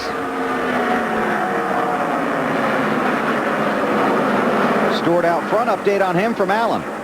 Well, just after he left pit road the last time, Bill, his crew chief, Greg Zipadelli, radioed to him and said, we're going to have about 80 laps to go on this restart. I'm thinking you've got what you're going to have. Make it last to the finish. Then they came back later, and Zippy told Tony that the longest he's run on the green flag on a set of tires today was 49 laps. So this will be considerably farther than they had before. Road course, race strategy. Stay out front, pit as early as you can in your fuel window, and stay out for the finish. That might be what we're going to see here. Alan, have you had a chance to check up on that 25 bunch? They picked up a bunch of positions on that last stop. Yeah, remember, Bill, early in the race, the first two pit stops they had were kind of dreadful. They had some troubles. In fact, Ryan was pretty hot inside the car, but they gained 5 spots in that last stop. 4 tires on the car. Hey, we got a race for the lead. Well, I guess so. Kyle Busch put some pressure on Stewart. First time all day anybody's been able to do that. Well, I think you think he's thinking now, I got to get him now, or he's going to get away? No, I think he just wants a lead. He does? Here he comes. He's taking a look on the inside. Can't quite do it. Matt, as you, on your report, you said something about watching the gas. Are they concerned about fuel mileage? BP, they feel they can go the distance, but you also have to factor in the possibility of a green-white checkered finish. They said, look, if you don't feel you can make a move on the 20 now, save your stuff for later. Okay, got you. Wasn't saving anything right there, I don't think. Make another run at him. Meanwhile, Jimmy Johnson, the 48 car, is trying to get by Bobby Labonte. And here comes Vickers, the 25 car, trying to get by Jimmy Johnson. Teammates from Hendrick Motorsports, the 48 of Johnson and the 25 of Vickers. Bobby Labonte drives for Joe Gibbs, dragging some tape behind him there. I think at this point, you pretty much have to give it everything you have. I mean, you may get another caution, but boy, if you don't, you're going to be in trouble. You got to go. Tell you what, Tony really got up on the wheel, didn't he? Yes, he did. It looks like when those air pressures came up in Tony Stewart's tires, then he was able to pull away from that 5 car a little bit. He's now a half second in front of Kyle Busch. The 18 looking inside of Greg Biffle, Dave. And Biffle's concern may be fuel. Matt mentioned the green-white checkered possibility of extending this race. Here was what crew chief Doug Richards said to Biffle after he left pit road. Hey, Greg, give me long gears, man. Long gears. I really needed to get to lap 220 there to make it comfortably. That means he wanted to keep the revs down in the motor, not to burn too much fuel. Now, if you do the math, 22 gallons in that tank times about 3.8 miles per gallon, you get 83.6 miles. So, it's hard to say. But if it extends, like Matt said, to a green-white checkered or beyond, they could be having fuel issues. Thanks, Dave. Of course, Biffle drives for Roush Racing, and so does Mark Martin. I talked to Mark in his hauler this morning. He was very concerned about this becoming a fuel mileage race because they just don't get the mileage like Dave was talking about. Yeah, the Roush cars have always had that trouble. And Mike Wallace is spun up in turn 4. Caution flag gets out, so that will help this fuel problem these teams are having. Because on the caution flag laps, when you slow down, you don't obviously use as much fuel. And that just... I give him all the room in the world and he dumps it. Sounds like he got dumped. You think? He said, just give me a push. Yeah. Start. Okay, let's go to the machine. And I thought I heard him say... that'd be Robbie Gordon. Robbie actually lost the car. Yep, I mean, he didn't. That wasn't intentional. Robbie went in. He lost the car. He saved the car. Unfortunately, Mike was right there. BP, that would be a racing incident. Yes, it would. On board with Mike Wallace. Inside. And he's right. We heard Mike Wallace. Guys. We heard Mike Wallace say, I gave him all the room in the world, which he did. Yeah. But he didn't realize that Robbie Gordon had just lost control going in the corner. So Tony Stewart's certainly unhappy about this, but Kyle Busch will get another crack at him on the restart. 229 laps complete of 300 here in New Hampshire. I think if you need an adjustment or anything now, or drink of water, it's too bad. Because these crews they don't want these cars back on the pit road until the end of the race. So we'll bring them around. Pit road is open. See if there are any takers here. No. Leader's not even looking at it. Under caution here at New Hampshire, on board with Michael Waltrip. Trouble in front of him. Mike Wallace in the wall.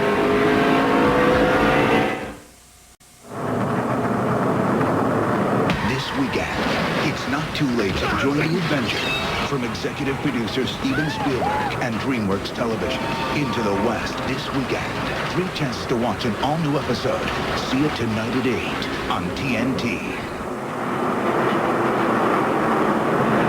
Tony Stewart, Kyle Busch, Kurt Busch, Bobby Labonte, and Greg Biffle, your top 5 here at New Hampshire. We've seen every time today when these cars make a pit stop, we've seen that brake dust. Brakes are a problem at this racetrack. You've got to keep them cool. Go inside our Home Depot virtual garage and show you how they do it. Air hoses. The air goes through the grill of the car, back to the rotors, and keeps them cool, because when the driver applies the brakes, those rotors get cherry red. They get red hot, as you can see. And air comes in, cools them off. If you make damage to the front of the car and you can't get the air to them, you're going to overheat the brakes. Oh, here we go. Kyle Busch taking a look. Can he do it?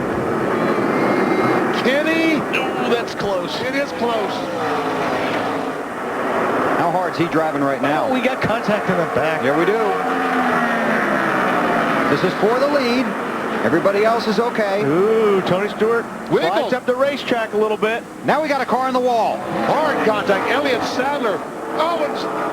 Wow. And Kyle Busch, all of a sudden off turn 4, just veered rapidly to the inside. I don't know if he didn't want to run over Tony or what. A lot of damage to that car. But this wreck started back in 2. Yes. Although it finished up in 3. You'll have that. Man, is he... he had a good race car, too.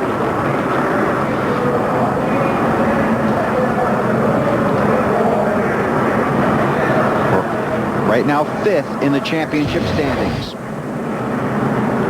Okay, I can't see anything. All right, there's 38. Right there. Roll it. Looks like he's going to get turned. Mark gets into him. Turns him around. And that, you know, we've been seeing that all day long on these restarts. 5, 6 guys going down into the corner, 3 abreast.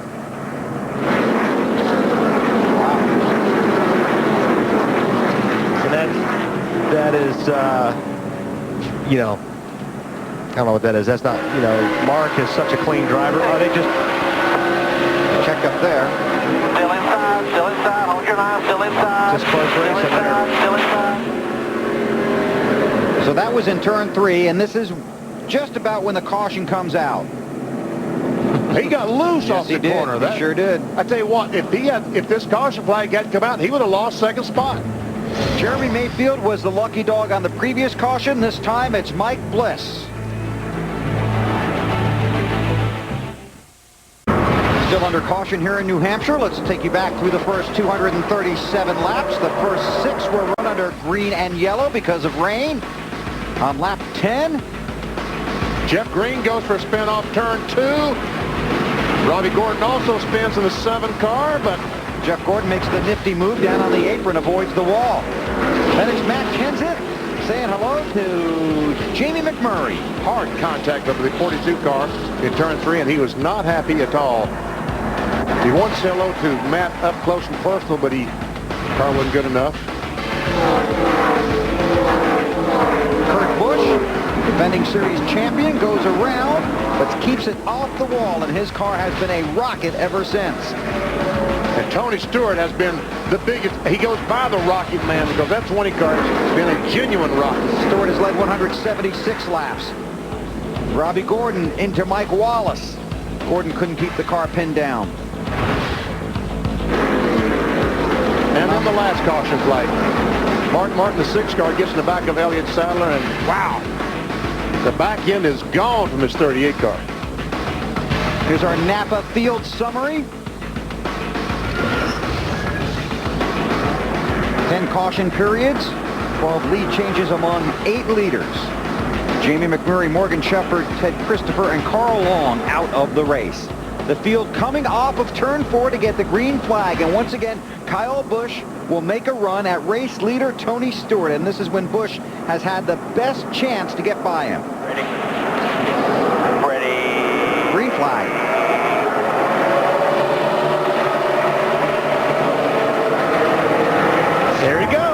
this. Look at that restart. Look at him drive inside the 20 car. Brother's going to go on the outside where these guys are racing each other. There he is, outside. That got the spot. Kurt goes by the little brother. Kyle fights his way back. He's going to try to go on the outside of Stewart. Man, oh man, look at Tony. Tony lost the car a little bit, and that cost him the lead. Kurt Busch, what an unbelievable day this 97 car has had. And he's been watching Kyle try to get underneath Tony. Now Kyle under the 20 for second. Don't think he's going to be able to pull it off on the inside. But Kurt watched Kyle try and get underneath him and then decided, well, I'm going to try the high side. And you can see Stewart's hands through the windshield in 3 and 4. He was really fighting that car. That's all that Kurt Busch needed. This is back where Elliott Sadler was, and no longer is. Ever see the 8 car? Dale Earnhardt Jr., Casey Kane in 9.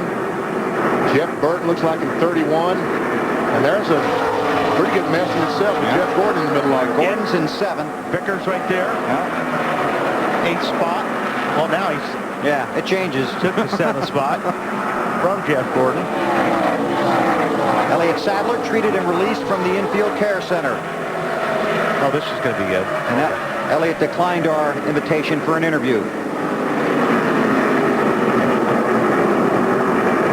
Yeah, I was going to say, Jeff's not going to wait too long on this one. Yeah, Robbie Gordon is not on the lead lap. Check out Rusty Wallace trying to get on the inside of his teammate. They were 3 wide for a second.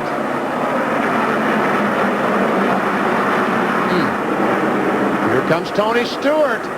Boy, he's got fire in his eyes now. This 20 car has been so fast all day. Allen on the 20. Well, just after Kurt Busch got by Tony Stewart, he keyed his radio and told the crew, let's not get all wound up about it. It just takes us a couple laps to get settled in. We'll be back. Like maybe right about now. Those are 2 guys that don't give up easy. Be careful driving in that hard. Carl slide a little bit. And he can't slide. He can't afford to slide much because the 97 is going to be there. Tony looking in. It's just hard to get off the corner there. You know, when you're underneath somebody like coming off that corner. Oh, did he get in the wall? Yeah, he sure did. And Kurt Busch drove in the wall on turn 2, just barely. That's all it may have taken right there. Oh, look at that car slide. Tony is really sliding. Right in the center. Well, these guys are giving everything they have now for this lead. Tony Stewart back in front. I think Kurt Busch, well, Kurt's going to try underneath him. But as Wally said, it's just so difficult to get that grip low off these corners. Here comes Bobby Labonte, the 18 car, looking on the inside of the 5 of Kyle Busch. And we did have a report from pit road that Bobby Labonte may have an electrical issue. Let's check in first on the 5 with Matt. Now, BP, when you saw Kyle Busch working on Tony Stewart, he kept trying him on the bottom, didn't he? Yes. Well, when he saw his brother make the pass for the lead on the outside, he started laughing and said, you know what? I knew that was how you're going to have to do it. Ooh, it looks like he may have got the wall a little bit. Alan, how about Labonte? Well, Bill, the way Bobby's year's been going, this is the last thing anybody that's a Bobby fan wants to hear, but Bobby is reporting low voltage in his car. The car reading down around 10 volts, should be up around 12 to 13. They brought a spare battery down to the pits. He says he thinks the engine might have a little skip, but it's not showing all that badly on the track right now, is it? Nope, he's doing well, and then you have to hope it holds it together. Probably got everything turned off he can turn off as far as fans go inside that car. Driver fan, engine fan, whatever he can turn off right now is off. Ken Schrader just bounced off the wall. Schrader was running in the 24th position. That's too bad.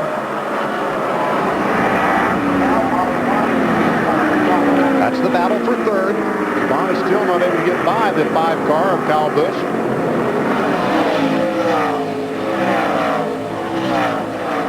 And you have to wonder how much Kurt Busch hurt that car when he struck the wall.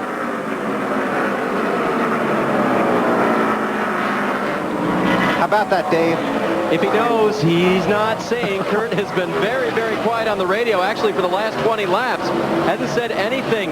But remember, the thing that he's been complaining about on the car most of the day, really the only thing, is that exit of the corner. That's where the car really wants to push toward the wall. They've gotten it better, but it bit him right then. So Kurt Busch sits in second, and Tony Stewart has recaptured the lead here at New Hampshire. An elite task force I was a fugitive profiler with naval intelligence. with one goal. I can't see him. Hunt down LA's most dangerous criminals. Next loud noise you hear is me. Wanted every Sunday night at 10, only on TNT. Well, Bobby Labonte finally did it. Yep. Gets by the 5, and Kyle Busch takes over the third spot. They're currently, Bobby is shown almost 3 seconds behind Tony Stewart. Tony continues to lead. He has led 187 laps, the 6th race of the season that Stewart has led the most laps. And he's been very impressive today. Let's go through the field. Less than 50 to go. Start with Stewart, and here's Alan. Well, I just talked to his crew chief, Greg Zipadelli, up on top of their pit box, Bill. He says they're good to the finish on fuel. Don't expect to see them on pit road again, although late race circumstances can change things. But right now, Tony's cruising. Dave? Kurt Busch has still said nothing on the radio, very workmanlike. And think about the redemption he's trying to get here. He hasn't really been able to defend his title all that well, but with a sweep here last year, he'd sure like to win it loud. Alan? Well, best finish of this season for Bobby Labonte was that second place when he lost out by inches on the last lap at the start-finish line. For Bobby Labonte having a solid run today, hoping to equal that season's best finish and maybe even get up there behind his teammate and race him for the win. Matt? Kyle Busch is trying to settle in now, running back and forth. The car, the balance shifted to loose on entry. Now he's just trying to get back into his rhythm, trying to make what's been a great day a great finish. Nate? Just checked with Greg Biffle's crew chief, Doug Richard. They are okay on fuel, and it sounds like they've taken the worst out of the car for Biffle today. He cruises along trying to take some positions. Marty? Dave, here comes Jeff Gordon coming because on a pit stop earlier, the gun jammed on the left rear tire when they were trying to change it. He fell back to 10th. Now he's back up to 6th, and he's running some of the fastest laps on the track. Alan? Well, Jimmy Johnson's team continues to be very persistent, trying to adjust this car like they do every race and get him up the front toward the finish. For now, Jimmy out there with what he's going to have to the finish, running in 7th place. Marty? Alan, it's been a very solid day for the 12 team of Ryan Newman's. The car has been loose for most of the second half of the race. They've stayed in the top 10 all afternoon long. Last stop, they went down the track bar trying to tighten up. No word from Ryan as to whether or not that has helped. Dave? In Rusty's final in the 21st start here at New Hampshire International Speedway, a solid top 10 run. In fact, yesterday, crew chief Larry Carter said, I believe you could be a top 10 with that setup, and they're hitting it. Alan? Well, Brian Vickers running at the backside of the top 10 after starting on pole, fighting there with Dale Earnhardt Jr. for a spot. Vickers continuing to struggle with his car in the corners on this run, and he's going to fall out of the top 10 as Jr. goes by. Marty? Alan, at a minimum, it's been a comical day for Dale Earnhardt Jr. and his team. They've been all over the place. Jr.'s been chastising him on the radio, having fun, telling stories. Earlier, he told him the tires felt like plastic. And in the last recent few laps, he's turned the fastest laps of the race. Jr. up to the 10th position and coming. Casey Kane, I just talked to Tommy Baldwin. He said the car has been everywhere today. A little bit loose, a little bit tight. Just cannot find the balance on the 9 car. Right now, chattering the nose way too much. Matt? A surprise run for Matt Kenseth in the 17. I remember last fall, the first race in the chase, he finished second. He has struggled most of the day, the car loose. They have made a number of adjustments, Marty, all day long. It hasn't seemed to help. Matty, 2 weeks ago, Jeff Burton tested it, and he told me, you know what, I think that 20 car is going to be pretty good. A good guess on Jeff Burton's part. The car bouncing so bad, he thinks they may have broken a shock. I don't think he'd be running as high as he is with a broken shock, but Jeff hanging in there in 14th right now, Matt. Chassis adjustment on the last stop for the 99 of Carl Edwards. He's running in the 15, which is pretty much where he's run all day long. They also gave a bag of ice and a bottle of water. The balance, they're making headway, but obviously there aren't any more stops left unless we get a caution. Meanwhile, the 6 of Mark Martin, his teammate, he has struggled most of the day as well, running in 16th. He tried adjusting from the inside of the car with the brake bias to help the balance. It hasn't helped. Al? Well, Dale Jarrett came into this race 11th in the championship standings. One spot out of a qualified position for the chase. Only 33 points behind 10th. Unfortunately for Dale, that 10th place driver was Kurt Busch, who was going to gain some ground on him today. Matt? At one point today, Michael Waltrip had fallen all the way back to 35th. They made 2 extended stops trying to fix his race car, get it handling like he wanted to. They had a bad push, making a little bit of headway, running up to 18th. These are the dog days of summer for Joe Nemechek. He's got 5 top 10s here at this track, but 4 of them happened in the fall race. Only 1 of them here in the July race. Matt? Kevin Harvick needs some good things to happen if he's going to make the chase. Enter New Hampshire 14th in the championship standings, but he's been running in 20th most of the day. Stuck back in traffic, stuck with a tight race car. Thanks, guys. That takes us through the top 20. Mayfield is 21st, followed by Dave Blaney, Mike Bliss, Ricky Rudd, and Jason Leffler, Travis Kvapil, Ken Schrader, Bobby Hamilton, and Kyle Petty, the 29 drivers on the lead lap. Tony Stewart with 35 to go, out front in New Hampshire, followed by Busch, Labonte, Kyle Busch, and the best. NASCAR Nextel Cup Racing from New Hampshire, presented by Subway on TNT, is brought to you by the Ford Family Plan. From the Ford family to the American family, welcome. By TGI Fridays, introducing Friday's new Ultimate Summer Menu, because everyone could use more Fridays. And by Coca-Cola Classic, make it real. Up front, Tony Stewart continues to lead. Kurt Busch second, Bobby Labonte, and then Kyle Busch. And this is a little strung out up front with Stewart leading, but there has been some interesting developments in the back of the field. There's been a lot of guys banging around back there. And there's another development arising. Greg Biffle, the 16 car, has caught Kyle Busch in 5, and Jeff Gordon, the 24 car, is gaining on these 2 guys. And like Snyder was saying, that 24 car is coming in a hurry. Biffle thought about looking inside, couldn't get there.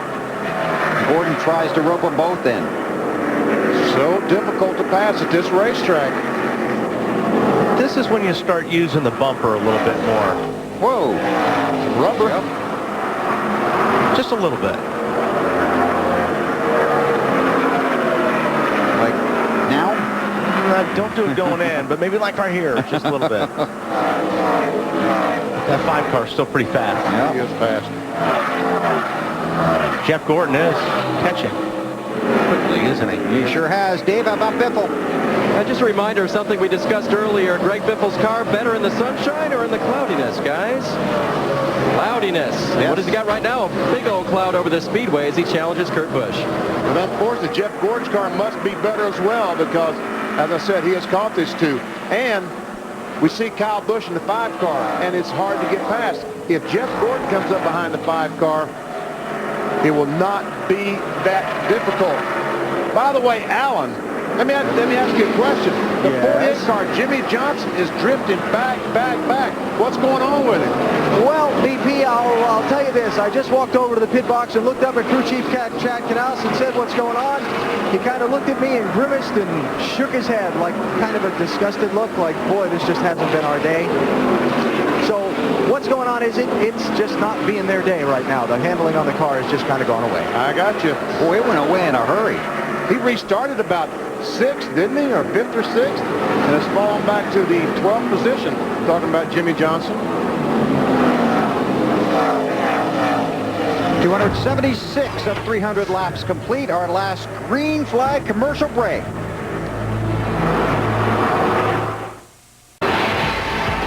NASCAR Nextel Cup Racing from New Hampshire, presented by Subway on TNT, is brought to you by Nextel, helping groups get things done. NASCAR and Nextel, partners in speed. By KFC's new 99-cent snacker, where $1 will get you more than a snack, it'll get you a sandwich. Now your dollar goes further in chicken capital USA. And by Ballpark Franks. Be big, be meaty, be frank. Less than 20 to go here in New Hampshire, and Tony Stewart out front. And Kurt Busch trapped in some traffic back there. Well, here we go. Remember, battles continues. Wow, that's what I was talking about. Man, oh man. This is when the contact happens. The Patience is long gone. Now those are 2 Hendrick cars right there, the 24 of Gordon and the 5 of Kyle Busch. That might be a little cleaner pass. Yeah, I would think so. Roush is the car owner for Biffle. And that 5 and 16, they were together for a while. This is the look at the championship standings, still 16 to go here. Kurt Busch jumped up 5 positions. Well, that feels good. But 325 back. Obviously, the 400-point deal is gone by the wayside. Dale Jarrett is in 10th spot. 421 back. Jimmy Johnson, the championship leader, has fallen to 13th in the running order. Biffle coming back on Gordon. And when he gets to the 5, the fun begins. Well, I'd like to know where that started, though. Let's see if we can back it up a little bit. Okay, here's the first contact. The 16 slides up and gets into the 5. They both get sideways. So that's why the 5 was mad when the 16 came up on him the second time and got into him.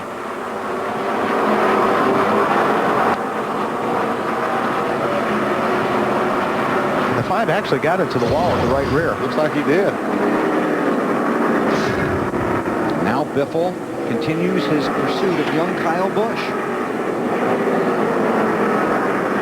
And I don't believe the contact is over if these guys get together once again. Marty, trouble for the 24? Well, I don't think it's immediate concern, Weber. They do have only 14 laps to go, but he was catching everybody else, and then he reported to his crew, I'm starting to pick up a brake vibration. He just radioed to the crew, I don't think I'm going to make it, guys. Robbie is telling him right now on the radio, ride it out, do all you can, stay out there. We've only got 13 laps to go. Hang on for all you can.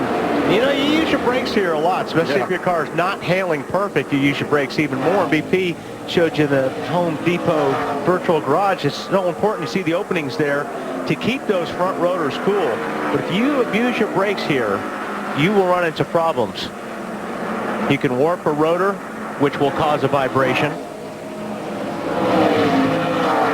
We saw that flat tire on Robbie Gordon's. We see Robbie Loomis. Coming there, real smooth, real smooth. Crew chief talking to his driver, Jeff Gordon, as he goes by. Tell him, look, only 12 laps to go. Now, surely you can nurse that thing for 12 laps, but here comes Ryan Newman. There, you're running 6. We'll be okay. We'll still get a top 10. See, you know, he's really slowing down. I don't have brakes. What are you talking about? Has no brakes.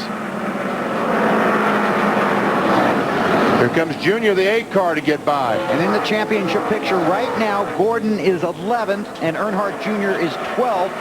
And this is just what Gordon's been going through all year long. I mean, he'll have a good run, and then all of a sudden something like this will happen right at the end. We talk about how important brakes are. Well, he has none, so you see how slow he has to go just to get around the racetrack. Yeah, you need brakes at this racetrack because you drive in the corner so hard, and you get on the brakes hard just for a little while, but then you get off them again. But when you don't have any, you can't drive into the corner very hard. That last lap, Kurt Busch was the fastest car, running in second behind Tony Stewart. And Stewart's in some traffic. I think Stewart's probably being careful, being clean, and obviously Kurt Busch is chasing him. And Kurt Busch has moved to the very top of the racetrack, that sticky groove that we talked about a little earlier. He's trying to find all the grip that he can to catch this 20 car. Stewart was a tenth faster that time, but he is in traffic. NASCAR has asked the 24 car to pick up the pace, or they will be forced to come to pit road. The minimum speed, 32.72 seconds. And Gordon, that last lap, ran 33.7. So he is not meeting the minimum speed. This would be heartbreaking. Dave, how about Kurt Busch? When I talked to Jimmy Fennig this morning, I said, sum up the way you've worked on this car this weekend. And he said, we've shot a lot at it, and I think they hit the mark. They've done a great job. Second right now behind Stewart.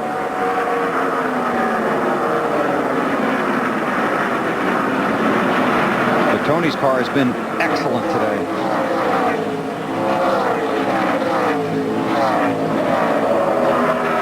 Tony won at Daytona, could have won at Chicagoland, and could be 7 laps away from winning here in New Hampshire. Pretty dominating. Final 20 car today, Tony Stewart. What a job that he and this crew has done today. Jeff Gordon has fallen back to 15th. Continues to slide backwards.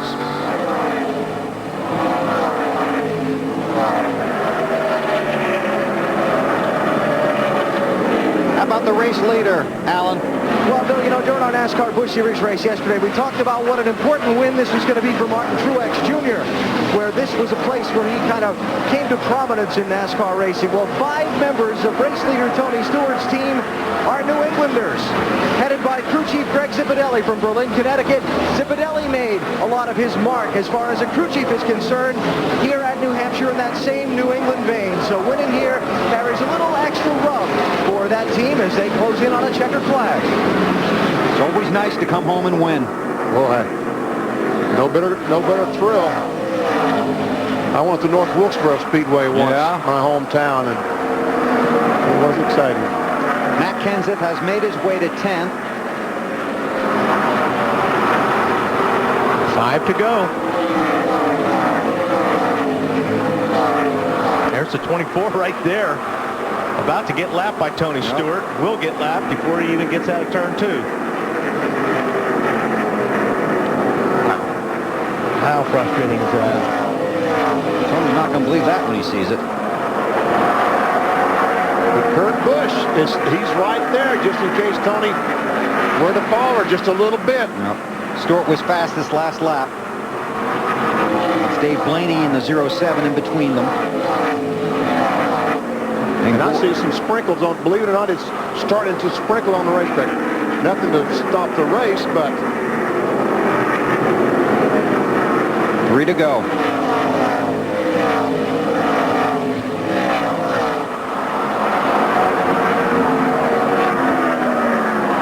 Busch continues his pursuit of Stewart. Tony with an outstanding race car today. The strong effort on pit road. Inside of Jeremy Mayfield. I think Stewart's just on cruise. He's looking in the mirror and he's going as hard as he needs to. 2 to go. What a turnaround that Zipadelli, this entire 20 crew, Tony Stewart, they've all done, because the first part of the year, they were just not competitive. Yep. But boy, they have turned it around. And I think it's also helped Bobby Labonte, because Bobby's sitting in 3rd spot right now. This is a great run for those guys. They needed a good run really bad. And may have dodged the bullet with that electrical issue as well that Alan was reporting about. A white flag. Tony Stewart in the 20, the leader. Behind him, the 97 of Kurt Busch. Then Bobby Labonte, Kyle Busch, and Greg Biffle. And Biffle is right on the bumper of the 5. That's the race for 4th. That's your race leader. Half a lap to go. Remember, those two had contact just a few laps ago. They're going to battle it out for 4th. But Tony Stewart's going to bring that Home Depot Chevrolet off of turn 4. And Tony Stewart, a winner at Daytona, now wins at New Hampshire. Here comes Bobby Labonte, finished 3rd, and here comes the battle for the 4th position between Busch and Biffle. And Kyle probably won't let up. We'll just keep going.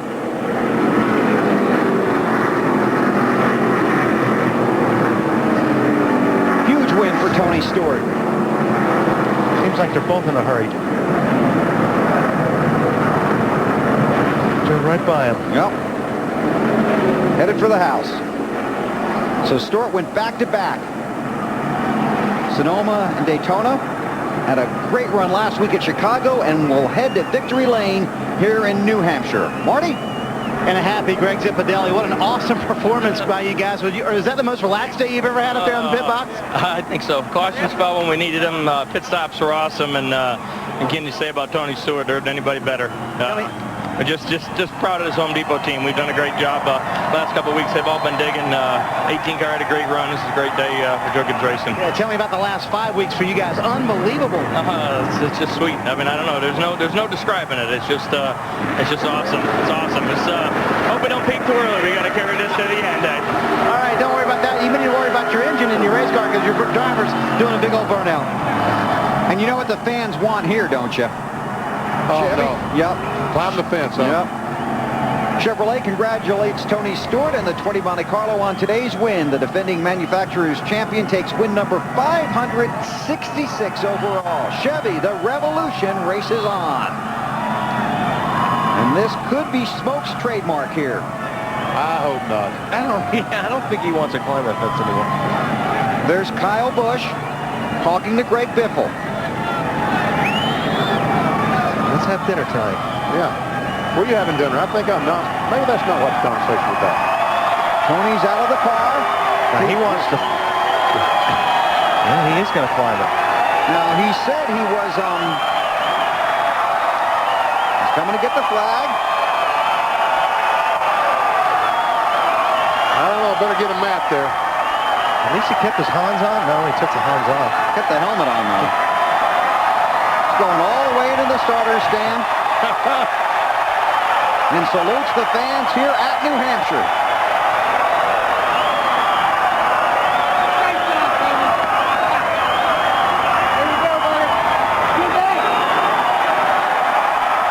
Rocky Wise gives him the checkered flag. That is a racer that loves to win. We could get Thumper, the cameraman, just to go ahead and do the... And they're going to let him go through the access gate so he doesn't have to climb down the fence.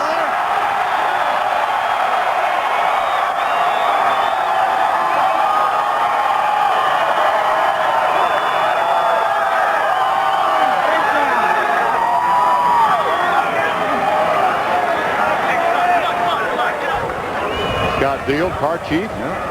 Gets all the stuff, the checkered flag. Oh, all right, he heads to victory lane. We head down to pit road. Marty? Greg Biffle finishes third, and tell me about the contact with Kyle Busch and then what he said afterwards. Oh, he moved me up a couple spots. I thought I got fifth, but... okay, fifth. He just asked if we were okay. You know, he said, are we okay? And I said, yeah, that's awesome right there. Pretty good burnout, isn't it? Yeah, that's awesome. I mean, congratulations to Tony Stewart, man. Them guys are on a tear. I'll tell you what. Greg Zipadelli and that whole 20 team, I mean, proud. You got to be proud of them guys. They did a great job. And, man, I feel so bad for Jeff Gordon. You know, he had another great car. And but I'll tell you what, you know, National Guard posted car was good today. And I guess Kyle kind of gave me a little bit of a cheap shot there on the straightaway. But, you know, it's tight quarters around here racing, you know, and he's just trying to protect his position. And I'm trying to get it from him. So that's good, hard racing in Loudon. You know, this is a win for us, top five. That's what we needed to do here. A tough fought top five for Greg Biffle. Dave? And one for Kurt Busch as well. He swept last year both races, Kurt, and almost today, but it wasn't easy getting there, was it? It was a rough day. Early on, we got hung up. Just my fault. In 18, he said he was sorry, but I spun the car. It's my responsibility. And so we had to battle back all day. Good pit stops towards the end. That's what counts. You just can't get down on it. And this was the same Irwin Industrial Tools Ford we brought from last year. Just a little bit too snug this time around. Tony's on a roll right now. He's fast. But congratulations to my guys. They did a great job back at the shop. Everybody's on it. The reigning Nextel Cup champion, he finishes second today. Matt? And Jeff, heartbreaker of a finish. You guys had the car where you needed to get another good run, which is what this team really needed. Yeah, I mean, I was proud of the guys. Great car and great pit stops all the way up to that last one. But, you know, the brakes are what really got us. You know, I was pumping them all day long, so we overheated them a little bit early in the race. But I wasn't expecting to have any problem with brakes. And right there when the opportunity presented itself with the 5 and the 16, I thought, all right, we're going to get both these guys. And all of a sudden the pedal just went to the floor. We were done. There you go. Let's go to victory lane and Alan Bestwick. Well, Tony Stewart wanted to get his head up out of that hot race car, and now he'll finish the exit for the photographers and the fans and the team and all that kind of thing. Did you use up all your victory lane energy out there? What's with this fence climbing thing?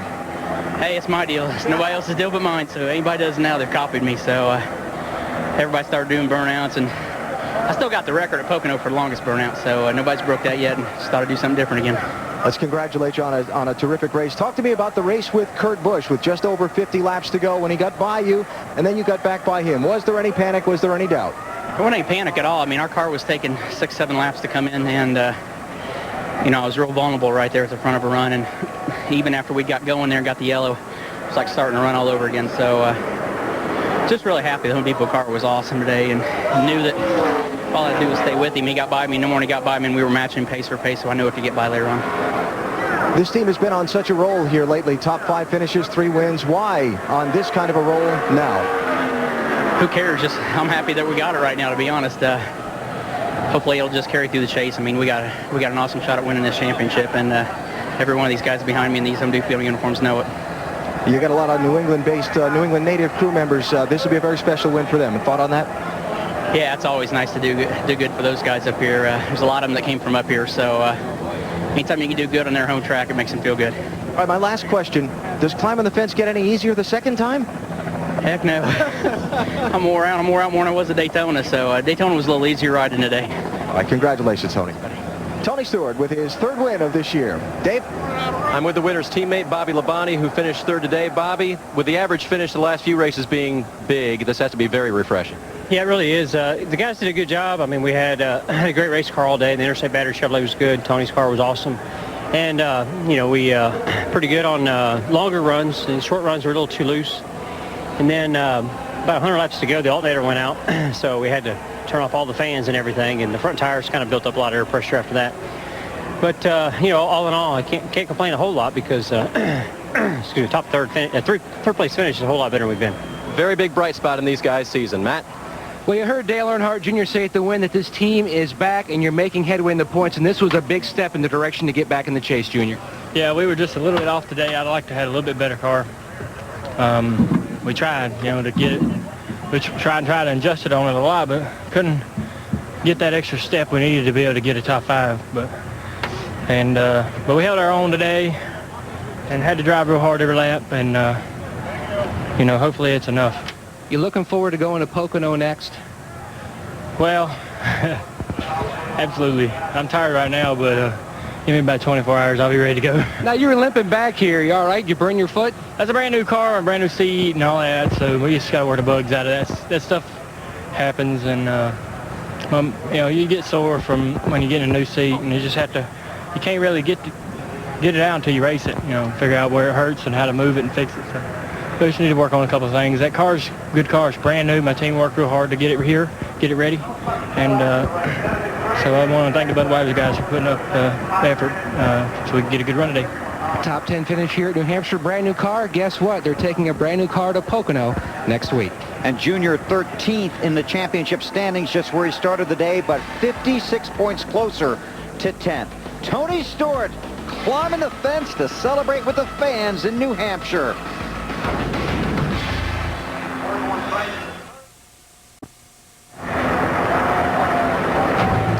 Back at New Hampshire International Speedway, where Tony Stewart has won the race and climbed the fence again. Ryan Newman got to celebrate his win back here in 2002, his very first Nextel Cup win. Not today, 7th place. You happy with that? We're not happy with 7th, but we're satisfied with the top 10 as far as the points goes. We moved up to 6th, I believe, and just a good run, good solid run. All-told Dodge was fast most of the day, not as fast as the 20. I don't know that anybody ever was besides maybe Kurt, but just happy to have a top 10 and move on into Pocono with that. Is that frustrating on a day like today when Tony is so dominant to see him go that fast? Yeah, usually Tony gets mad at you when you don't let him by, and today you didn't have to. He just kind of motored right on by, so Tony definitely had a good day. Another top 10 for Ryan Newman. Marty?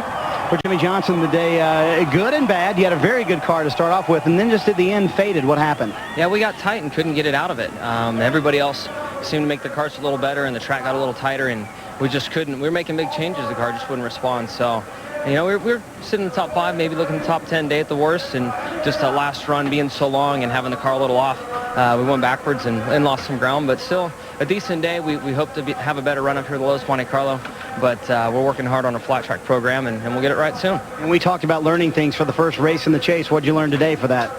We need to be better on the flat tracks. Here, Phoenix, Richmond, we had a handle on it at one time, and we're a little behind right now. We need to get it back. All right, they salvaged a decent day out of what could have been a very bad one, Bill. Thank you, Marty. Some tired drivers down there this afternoon. Take a look at the unofficial results from today's race. Tony Stewart dominated, led 232 of 300 laps. Good to see Casey Kane have a good top 10 finish. Big finished in 6th spot, and Junior and 9th. How about Rusty Wallace after going to the end of the line, back to just in the lap 10 or so, finishes 8th. Another top 10 for him, and Matt Kenseth coming home with a top 10. Vickers started on the pole, finishes 11th. Jimmy back in 13th. Mark Martin 15th. Joe Nemechek, the last car on the lead lap. bunch of cars one lap down. Tony Stewart put these cars one lap down that last run, and Jeff Gordon, 25th. These guys just didn't have a whole lot to cheer about today. Tough day for Jamie McMurray, too. And Elliott Sadler, both those exactly cars right. damaged heavily.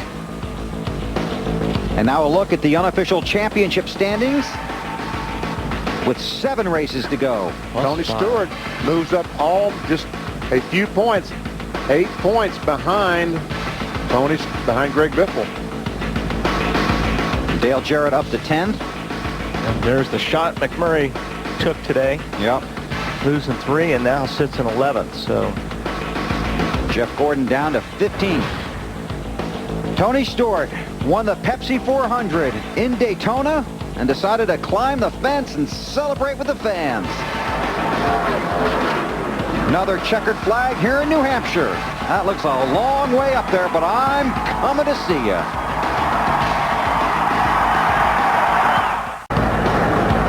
Well, it's all over, but the celebrating here in New Hampshire. And this is Tony Stewart's chosen method of celebrating. To the flag stand, the fist pump, and the victory salute. It's the checkered flag, literally. And you'll spend some time down there taking a lot of pictures, enjoying the moment. Only one team gets to enjoy that. They savor it till about 8 o'clock on Monday morning. See, J.D. Gibbs there, he has gotten a bath from his Joe's son that runs Joe Gibbs Racing. So Tony Stewart is in a pretty good position right now, Benny. Oh, man, he is on a roll when you need to be on a roll. Car is so good to have all the momentum going for him. And we talk about coming back here in September, the first race for the chase of the NASCAR Nextel Cup. They better load all their guns because he's going to be hard to beat here in September. And obviously when you're a driver and you've got all that going for you, you go back to the shop on Monday and go in and see the guys and you just feel like you can conquer the world. There's nothing like confidence in this business, and confidence goes a long way, and those guys have it all right now. Just a couple of weeks ago, Tony Stewart 10th in the championship standings. Now he has moved up to 3rd as we head to Pocono. Next weekend, there's more NASCAR action on TNT. Saturday at 3:30 Eastern, it's NASCAR Busch Series racing from Pikes Peak. Next Sunday on TNT, the race to the chase continues with NASCAR Nextel Cup racing from Pocono. Coverage begins at 1 p.m. Eastern with the Bank of America countdown to green. Next on TNT on the East Coast, don't miss TNT's Into the West. And for our friends out west, get in on the drama of Law and Order next on TNT. So Tony Stewart brings his team to what many consider their home track in New Hampshire and celebrates with a win. Thanks for having us in for the race. We'll see you at Pocono. What's all that about? The caution's out. I had a feeling that was going to happen.